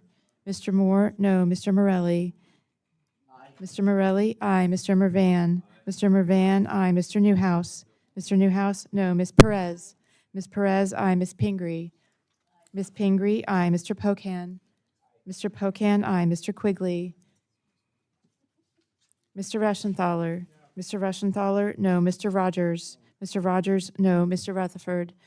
Mr. Rutherford, no. Mr. Shreve. Mr. Shreve, no. Mr. Simpson. Mr. Simpson, no. Mr. Strong. Mr. Strong, no. Mrs. Torres. Mrs. Torres, aye. Miss Underwood. Miss Underwood, aye. Mr. Valadeo. Mr. Valadeo, no. Miss Wasserman Schultz. Miss Wasserman Schultz, aye. Mrs. Watson Coleman. Mrs. Watson Coleman, aye. Mr. Womack. Mr. Womack, no. Mr. Zinke. Mr. Zinke, no. Are there any other members wishing to vote or to change their vote? Seeing none, the clerk will tally.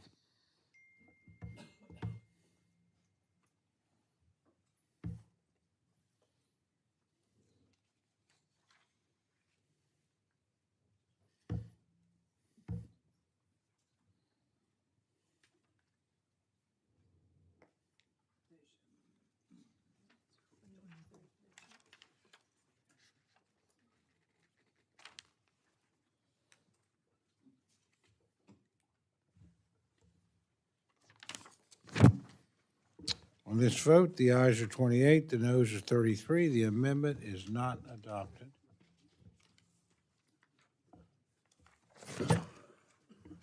Gentleman from New York, Mr. Espaillat, is recognized for the purpose of an amendment. Thank you, Mr. Chairman. I rise to resubmit my amendment, which would ensure that the money in this bill does not go towards the detainment or deportation of those who have active dreamer status. Following our discussion Ask this the gentleman what the amendment yes, is. please dispense the reading of it. Okay. Without objection, the reading of the amendment is dispensed with, and the gentleman's recognized for remarks on his amendment. is following our discussion this afternoon, we added new language to this measure, which more explicitly states that those who are convicted of a crime and lose their status are not subject to this amendment. This language is obviously consistent with my proposal from earlier today and the underlying existing regulation on DACA. I appreciate your willingness to work with us, Mr. Chairman, and I hope my colleagues in the majorities can support this amendment.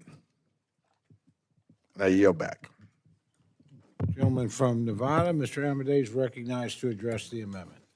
Thank you, Mr. Chairman. And to my colleague from New York, I appreciate your willingness to take another look at it and try to work on it more. Unfortunately, I still oppose the amendment. When I said earlier I'm sympathetic to the status of DACA recipients and those awaiting renewal of their status, the proposed amendment, including the updated version, goes too far and are not fully lined out. You say, well, that's easy to say. That's just a conclusion. No, all of us have been around. There's been a ton of talk about DACA, and there's work that should be done on DACA. But at this point in time, and it's not about people in this room, it's generally, it's like anything we do with DACA is going to be uber microscoped fine. But we need to basically use that experience that we've had so when we do something like this proposal, that it doesn't create more uncertainty, not only for the DACA people, but for those folks who, quite frankly, are tasked with enforcing that. So, unfortunately, I think it's still too ambiguous. That's not the end of it. I want to still keep working, but, I mean, you're entitled to an answer. And so at this time, I oppose the amendment, and I yield back. Thank you, gentlemen. The gentleman from Texas, Mr. Cuellar, is recognized to address the amendment. Thank you. I rise to support this amendment that has been redrafted again. Look, I should be focusing on the worst of the worst, and that's what we were looking at, the worst of the worst. DACA students are folks that have an education. They are working, they're nurses, they're part of our military, and they don't have a criminal record. I mean, those are the type of individuals that we want to have here. So for ICE to go out there and meet their quotas by focusing on DACA, it does the opposite, Mr. Chairman. It actually brings more uncertainty to these families. So again, I don't think it was necessary to have this language because the law is clear, and I think you did put it here. That is subpart C of Part 236 of Title 8 Code of Federal Regulation. It's already there. But you move forward, and I appreciate that. And again, I still think that DACA students should not be focused, and I should be focusing on the worst of the worst, like it's been said over and over and over on TV, and I support this amendment. Thank you for moving forward on putting this language forward. Thank the gentleman. The gentlelady from Florida, Ms. Wasserman Schultz, is recognized to address the amendment. Thank you, Mr. Chairman. I don't want to belabor this, but usually when we go through the process that Mr. Espaillat was asked to go through, and a concern was raised by the chairman of the subcommittee that clarity was needed that we don't have when a crime is committed by an individual who has DACA, that DACA is revoked. That's in the underlying law, but we postponed consideration of this amendment in order to make absolutely clear that that was the intent of the sponsor of the amendment. And generally when we do that, and that is addressed, we come back, and the implication is that when that concern is addressed, that the amendment would earn the majority's support, or at least the chairman's support. So I'm unclear what it is that is still the problem and what is still vague. Wasn't the purpose of going back and asking Mr. Espaillat to add the clarity so that you could get to a place where you could support the amendment? So what happened? Yes, the question is addressed to the chairman. thanks. What happened is we didn't get enough clarity. It was a swing and a miss. That doesn't make anybody a bad guy, but DACA is not a foregone conclusion that is an easy area. So I did not represent in this room that whatever was submitted was not going to be evaluated like the original thing. And so, with all humility, it's like, I still don't think we're in a place where, frankly, you're going to get support from everybody in the room for something that we're trying to get to consensus on. We didn't get to consensus. Thank you, and I yield back. Well, I am very frustrated on behalf of the gentleman and on behalf of DACA recipients who, quite honestly, from this administration and from Republicans, constantly live with behind the eight ball and with the with the goalpost being moved every time there's an issue that arises. And just as they are about to be able to have more certainty, Republicans move the ball again, move the goalpost, change the rules, add a but or an and or an or. DACA recipients deserve certainty. They are a vital part of our economy and our country, and it is unfair what Republicans do to people who have made America better, like DACA recipients have. And I yield back. Thank you, gentlelady. The gentleman from Maryland, Mr. Hoyer, is recognized to address the amendment. Thank you, Mr. Chairman. I share the views of the lady from Florida. As I recall what happened, the gentleman offers his amendment. The subcommittee chair rose and indicated that DACA students or DACA authorized may or may not have committed a crime. I rose, as I recall, and said that if they had, they would have lost DACA status. I'm not sure the gentleman went to, very frankly, Ms. Schultz, I went to Mr. Espaillat and said, look, let us clarify that if somebody had committed a crime, which I think they would automatically lose DACA status, but irrespective of that, that they would not be eligible for this amendment's protection. Mr. McCarthy and I and a couple of other leaders met with President Trump in his first term. Mr. Kelly was his chief of staff. I sat next to the president on one side, and Mr. McCarthy sat next to him on the other side, and we talked about this subject of DACA. At the end of the meeting, the president turned to me and said, Steny, I was the majority leader at the point, if you pass a DACA bill, I will sign it. We went back and we had negotiations, and unfortunately, we could not get agreement on a bill. So we never did send the president a bill.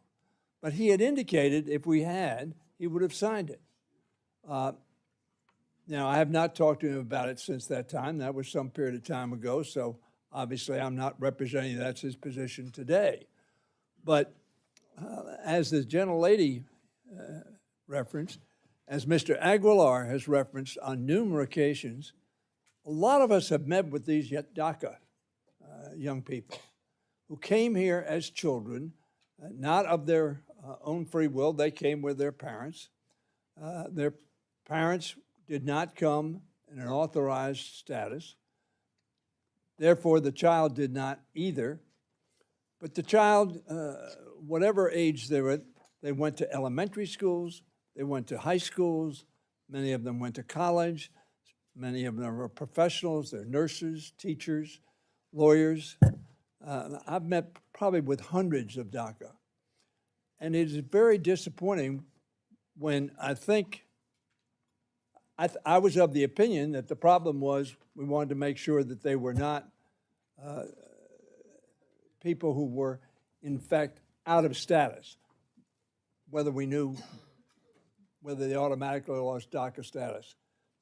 So the gentleman, I got out of the circle then, and I'm sorry that there wasn't discussion. I frankly thought when he offered this amendment, I said, well, that's fine. I thought you had seen it and agreed to it because it clarified and made certain that a DACA recipient who had broken the law, been convicted of breaking the law, certainly would not be eligible for protection under this amendment. So I share the gentlelady's disappointment.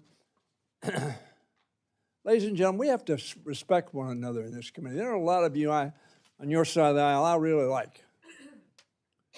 But I don't get the sense that we respect one another in this context. We're all voting aye, you're voting no, or if you're voting yes, we're voting no. I appreciate the fact that you took the gentlelady from Texas's last two amendments. I think that made sense, rational, and I think it added some respect to the process.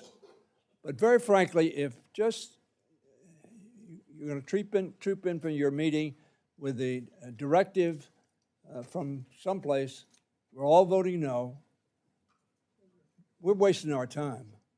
I humorously said, there are three people up here spend a lot of time counting us, checking it off. And all three count, and then they check to make sure they have the same figure. I told them they ought to just print up 3427 slips. Because that's what's happening. And this is an example where we should have been able to work together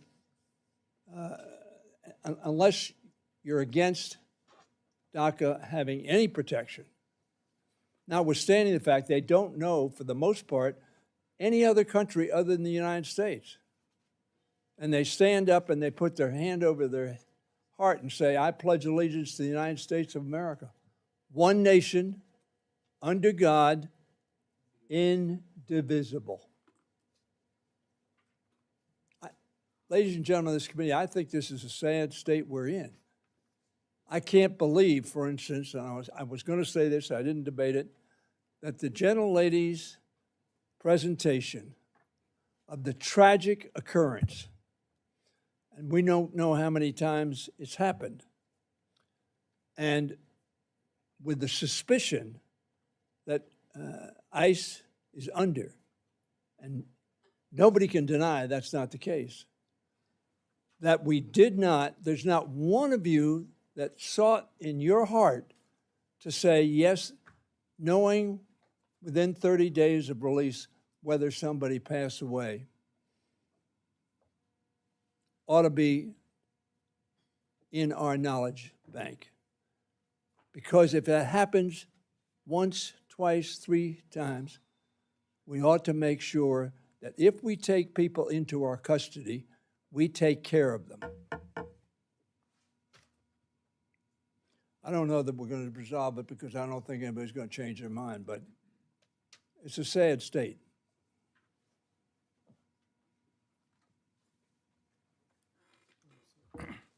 Thank you, gentlemen. The gentleman from California, Mr. Levin, is recognized to address the amendment. We will yield to my friend, the gentleman from New York, Mr. Espiat. Thank you. Again, the specifics of the adjustment of this amendment, I believe, is very clear. In fact, if I read from it, it says the following: with respect to any individual who has been convicted of a felony, a significant misdemeanor, or 3 or more misdemeanors not occurring on the same date and not arising out of the same act, omission or scheme of misconduct, or who otherwise poses a threat to national security or public safety, consistent with Section 236.22 of such title.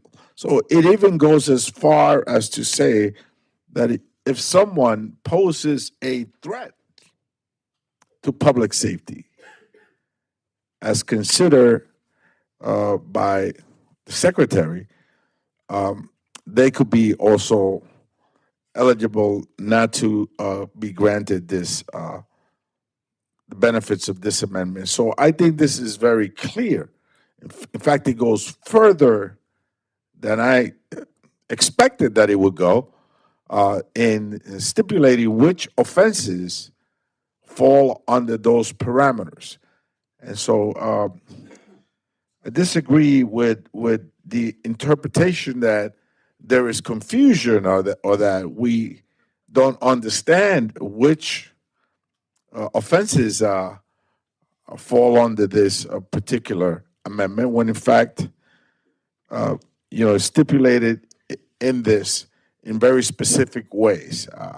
I concur with the gentleman from Maryland that it is tragic that these young people who feel to be Americans and who play by the rules and who have been here, in many cases don't even speak the language of the nation they were born in and have no connection whatsoever with folks back where they were born. No family members, no friends. They don't speak the language. That many of them haven't even gone back to those countries, and yet we don't find it in our hearts to regularize them. I again want to appeal to you to consider this amendment, and I yield back. I thank the gentleman. The gentleman from California, Mr. Aguilar, is recognized to address the amendment. Thank you, Mr. Chairman. All respect, congratulations to the other team. Obviously, apologize for the decorum. I was not planning to speak. I think we have policy and process concerns with how this was handled. I know some of you support fixing DACA. I know some of you have voted to support added protections for individuals with DACA status. I've run some of those amendments. I've had a number of conversations with you privately. I would say 5 of you are adjacent to being supportive of it, have supported this in some way. I think maybe another 8 of you are what I would say DACA curious. And you have had conversations with me privately, and we've had discussions about how we've done this. No need to show hands, Mr. Zinke. I didn't ask for a raise of hands. This isn't interactive here. So I believe that there are many of you who want to find solutions to this. This amendment, from the language perspective, is pretty simple. We have seen time and time again, this administration look for any way they can to instill fear in the community. And one of the ways they do that is by doing this. They will grab and scoop up a couple individuals with DACA status. Some of them might have been arrested on something. Some may have been convicted of something, but it doesn't matter to them. And I apologize, I'm on a lot of ibuprofen right now, but the process, the process, that's the policy. And I think I believe genuinely you want to find a solution to this. On the process side, Mr. Chairman, it doesn't make sense to me.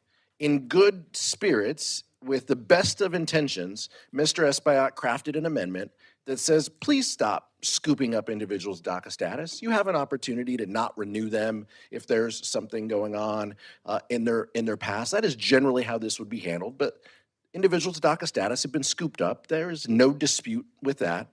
And so he clarified, and he went a little further. Maybe then he didn't ask my advice. He went a little further than I might have gone with this language. And by the way, from a word count language, I just added it up. His amendment was 44 words. He added clarifying language of 120 words, 3 times the language, just to clarify that this does not in any way inhibit the ability of DHS to do their job if someone has been found guilty, if someone's been convicted of something, in addition to the normal renewal process, which is generally where you would see this come up. So the policy I understand, and I think that many of you are sympathetic, but on the process piece, I hope you understand how frustrating that is for us.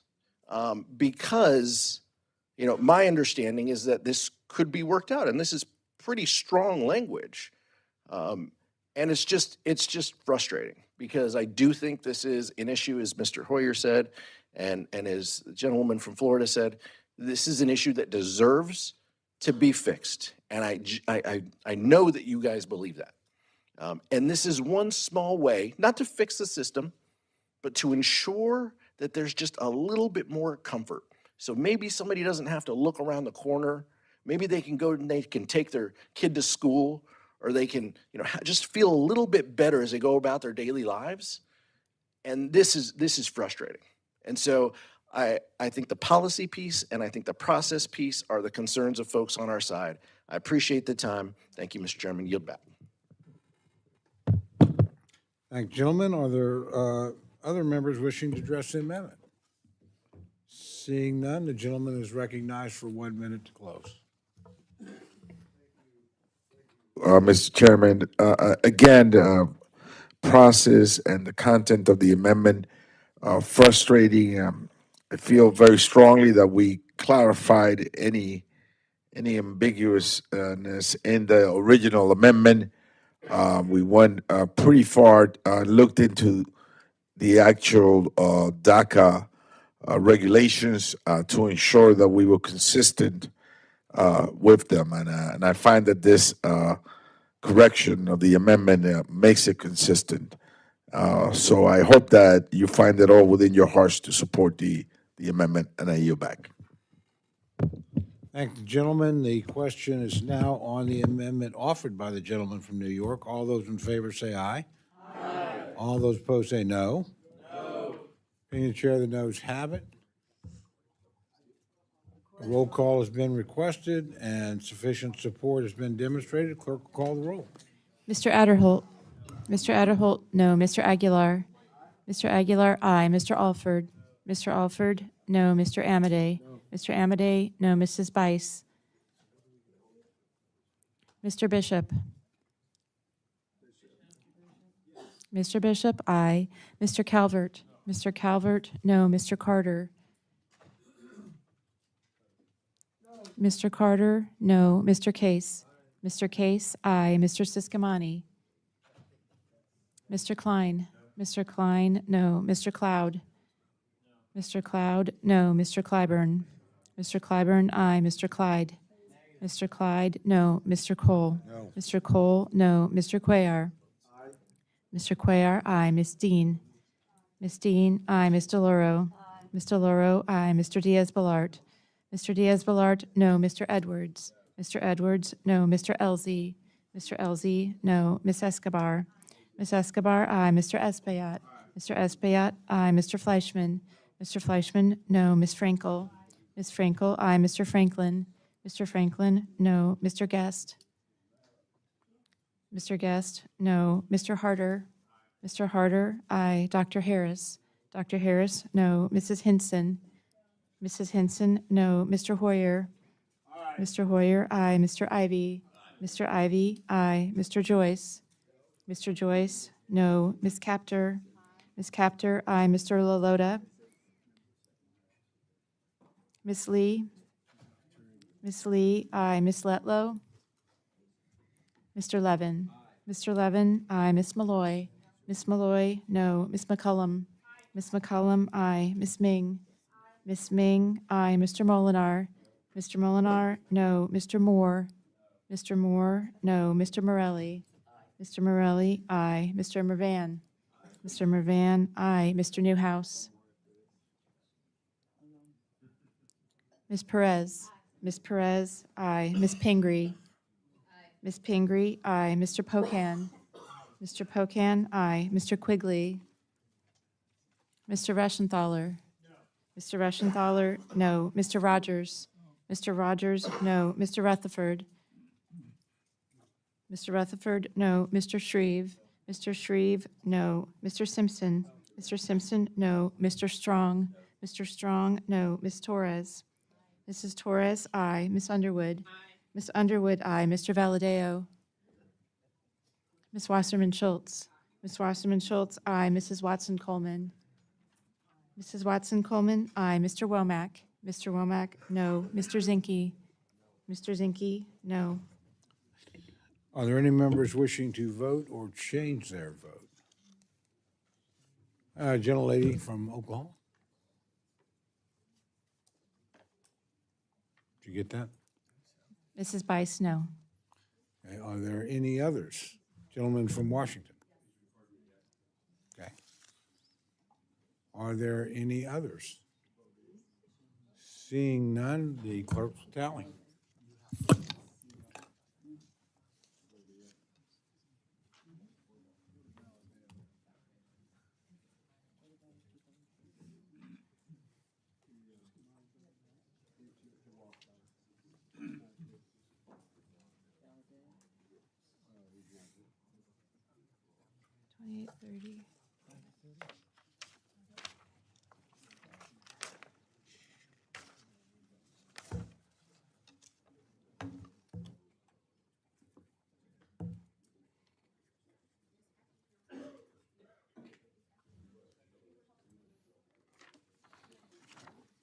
In this vote, the ayes are 28, the noes are 30, and the amendment is not adopted. Gentleman from New York, Mr. Morelli is recognized for an amendment.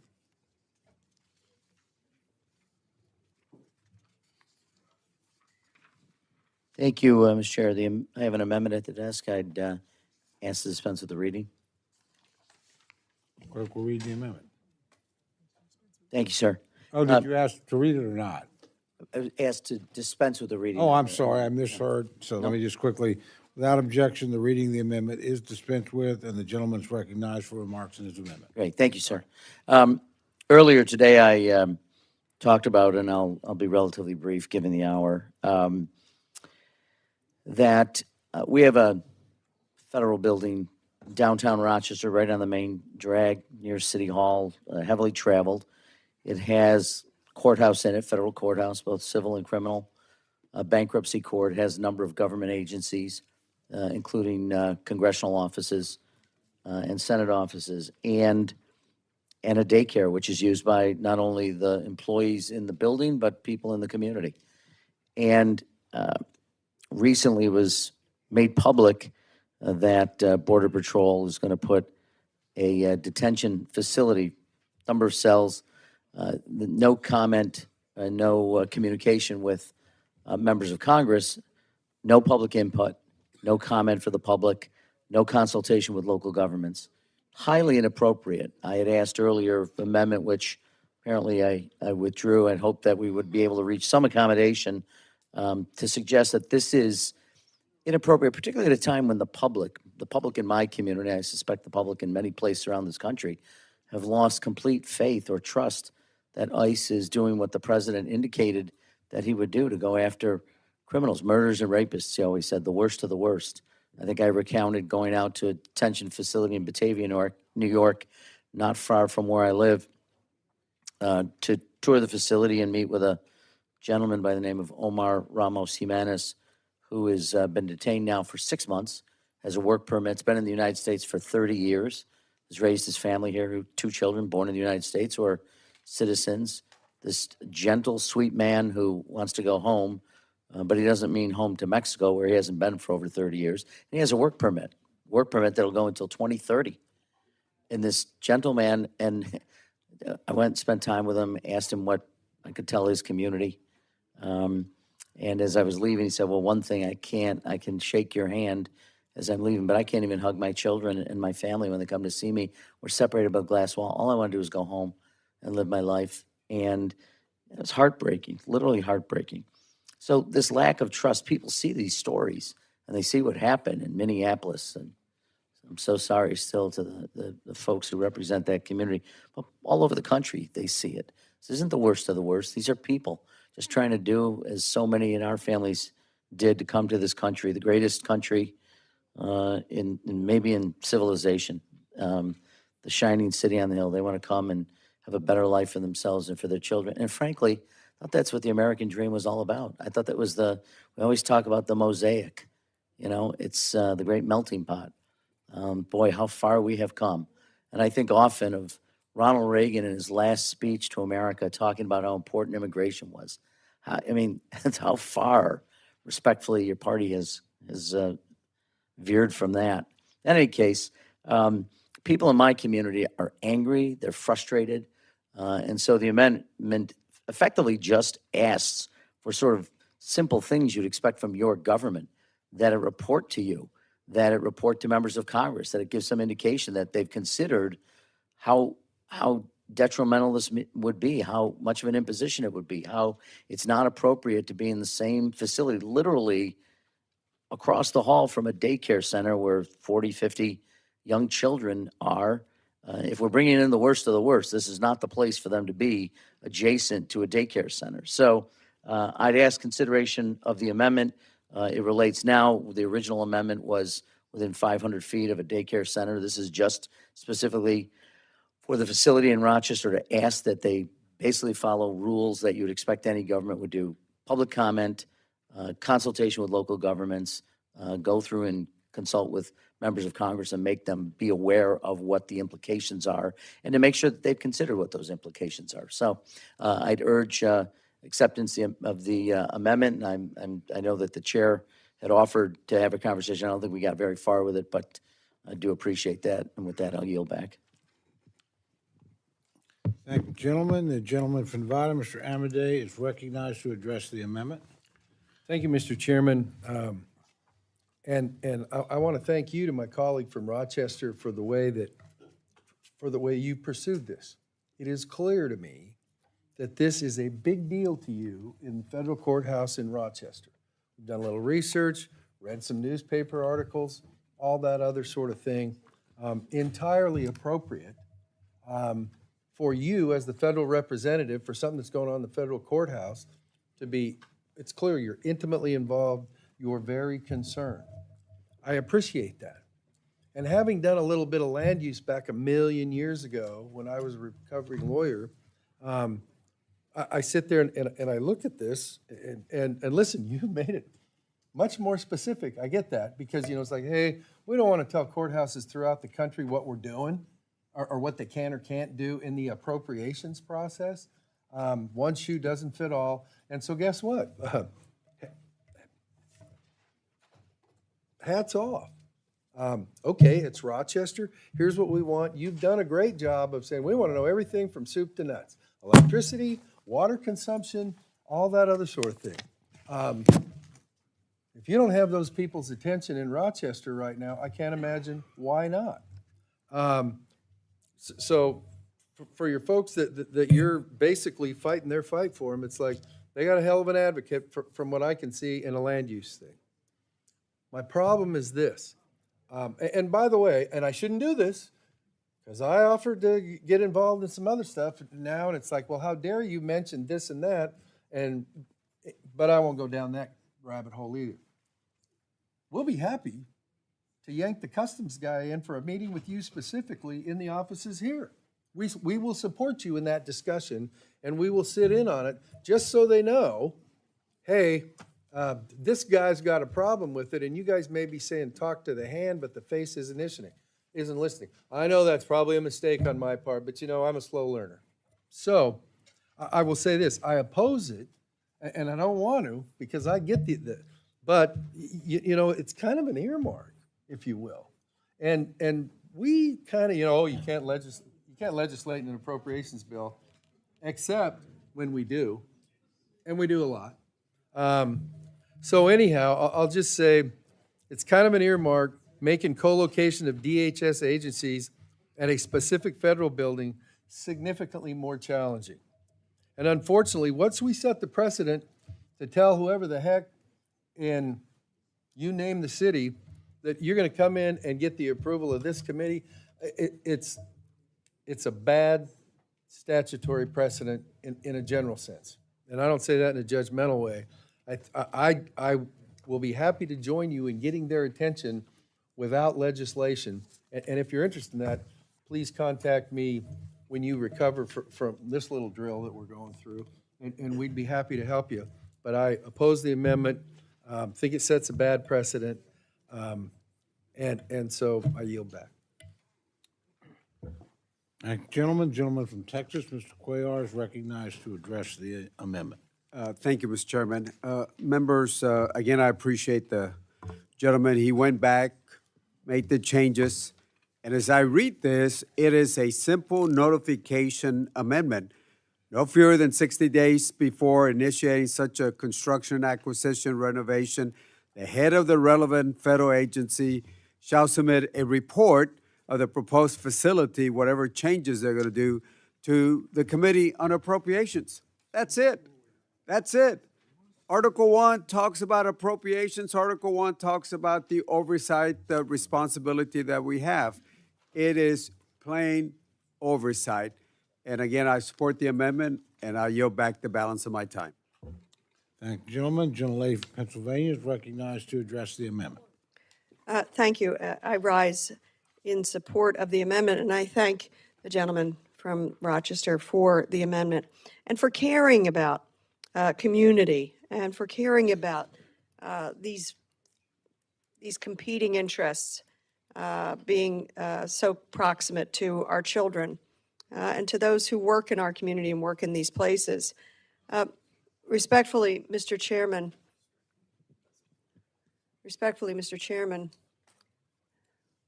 I'm newer to this committee. I was going to say I'm new, but I'm now going to say newer to this committee. And I'm looking at this amendment, which is now in revised, marked late, and the one before, Mr. Espaillat's amendment, revised, reworked, talked about to try to make it as clear as possible. I'm newer to this committee. What specifically would have been acceptable to you or to others in the committee, but obviously you're the important one? What would have been acceptable either in Mr. Morelli's or in Mr. Espaillat's renovation of their amendment? I am yielding. Thank you, sir. Thank you very much. I'll be brief. It's like, I'm the one who's standing here for purposes of this thing, so people go, what's the deal? Like you just did. What would have been okay? Well, I mean, I can give you the start, but just like you guys do, it's like I go back and say, okay, what do you think about this? And if you want the brutal truth, you guys are going to be unified on your position on, for instance, this legislation. That's not news to anybody. Guess what? So does this side need to be. And so when you talk about process and procedure and look at something other than, well, let's just think about child centers and 500 feet, it's like, well, give me something better than that. One size doesn't fit all I'm concerned about. Mr. Morelli did a great job of that. And so, but then it's like, well, if you come back and give me something different, I guarantee it's going to be great and everybody's going to love it. You're going to look at it the same way if I come back to you as we're going to if you come back to us. That's the process. I yield back. So there is no point. Is that what I'm learning? There's no point in trying to revise and work on an amendment? Because Mr. Espaillat went and got very granular. Mr. Morelli got to the building granular, not 500 feet. He got right to the building granular. So there was no way that either of these renovations, I'm talking about buildings. Do I get any?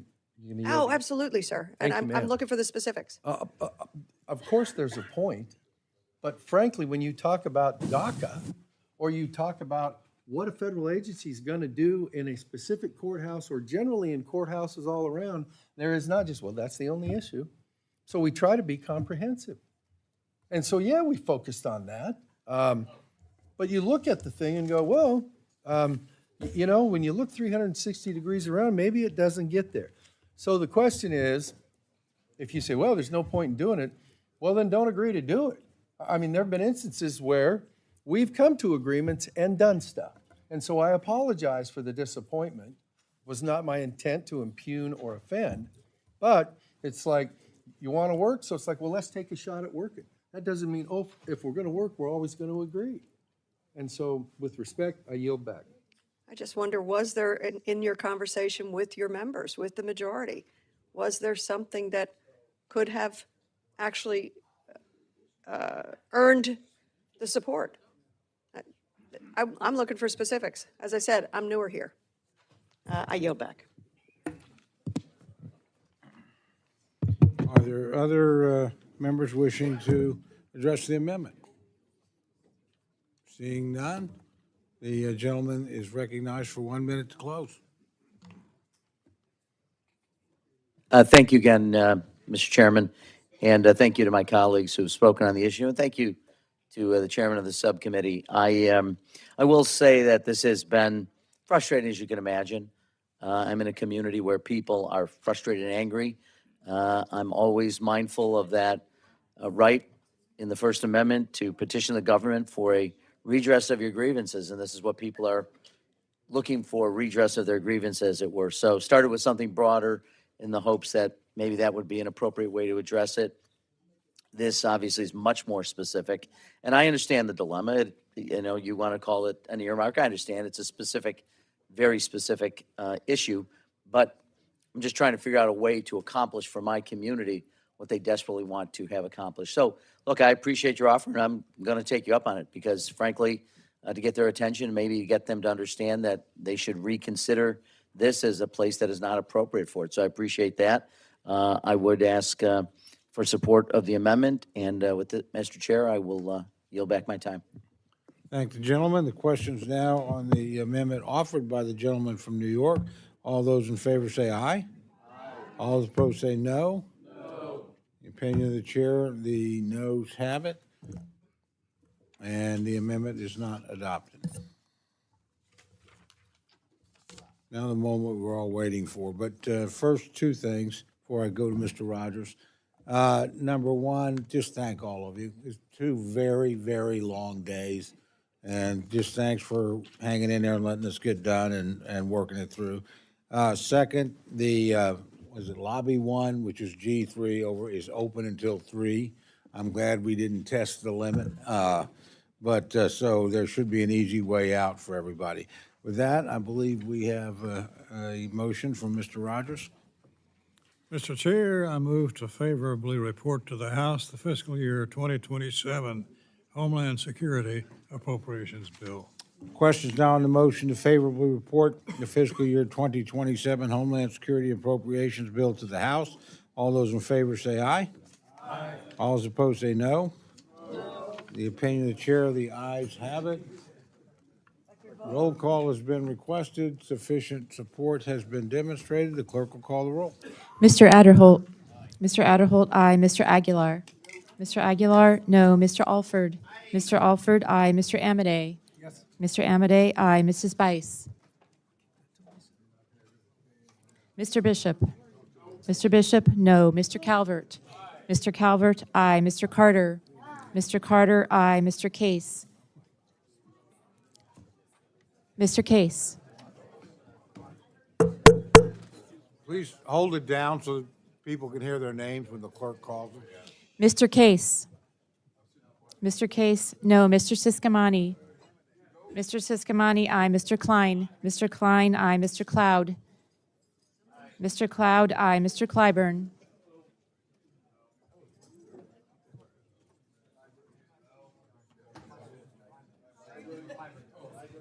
Mr. Clyburn, no. Mr. Clyde. Mr. Clyde, aye. Mr. Cole. Aye. Mr. Cole, aye. Mr. Cuellar. Mr. Cuellar, no. Miss Dean. Miss Dean, no. Mr. Loro. Mr. Loro, no. Mr. Diaz-Balart. Mr. Diaz-Balart, aye. Mr. Edwards. Mr. Edwards, aye. Mr. Elzey. Mr. Elzey, aye. Miss Escobar. Miss Escobar, no. Mr. Espaillat. Mr. Espaillat, no. Mr. Fleischman. Mr. Fleischman, aye. Miss Frankel. Miss Frankel, no. Mr. Franklin. Mr. Franklin, aye. Mr. Guest. Mr. Guest, aye. Mr. Harder. Mr. Harder, no. Dr. Harris. Dr. Harris, aye. Mrs. Hinson. Mrs. Hinson, aye. Mr. Hoyer. Mr. Hoyer, no. Mr. Ivy.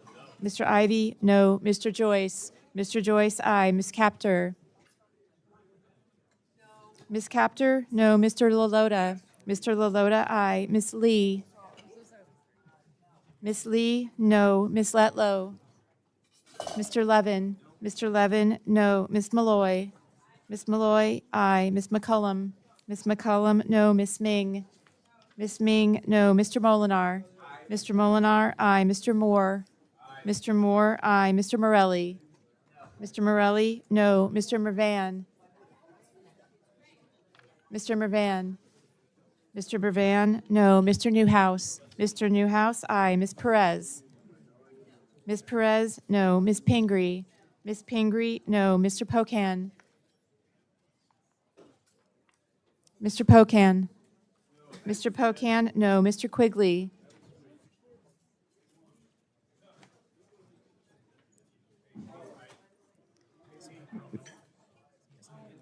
Mr. Reschenthaler? Mr. Reschenthaler, aye. Mr. Rogers? Mr. Rogers, aye. Mr. Rutherford? Mr. Rutherford, aye. Mr. Shreve? Mr. Shreve, aye. Mr. Simpson? Mr. Simpson, aye. Mr. Strong? Mr. Strong, aye. Mrs. Torres? Mrs. Torres, no. Miss Underwood? Miss Underwood, no. Mr. Valadeo? Mr. Valadeo, aye. Miss Wasserman Schultz? Miss Wasserman Schultz, no. Mrs. Watson Coleman? Mrs. Watson Coleman, no. Mr. Womack? Mr. Womack, aye. Mr. Zinke? Are there any members wishing, Mr. Zinke, aye. are there any members wishing to vote or change their vote? Gentlelady from Oklahoma? Mrs. Bice, aye. Are there any other members? Seeing none, the clerk will tally.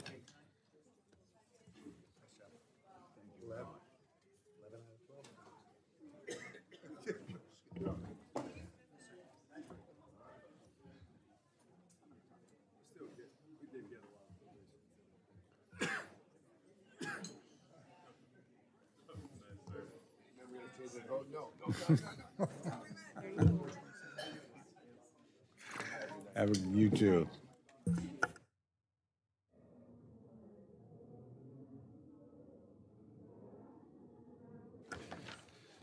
On this vote, the ayes are 34, the noes are 27. The motion is agreed to. I ask unanimous consent. Staff may be permitted to make technical and conforming changes to the bill and report just approved. Seeing no objection, so ordered. Without objection, so ordered. There being no further business, the committee stands adjourned.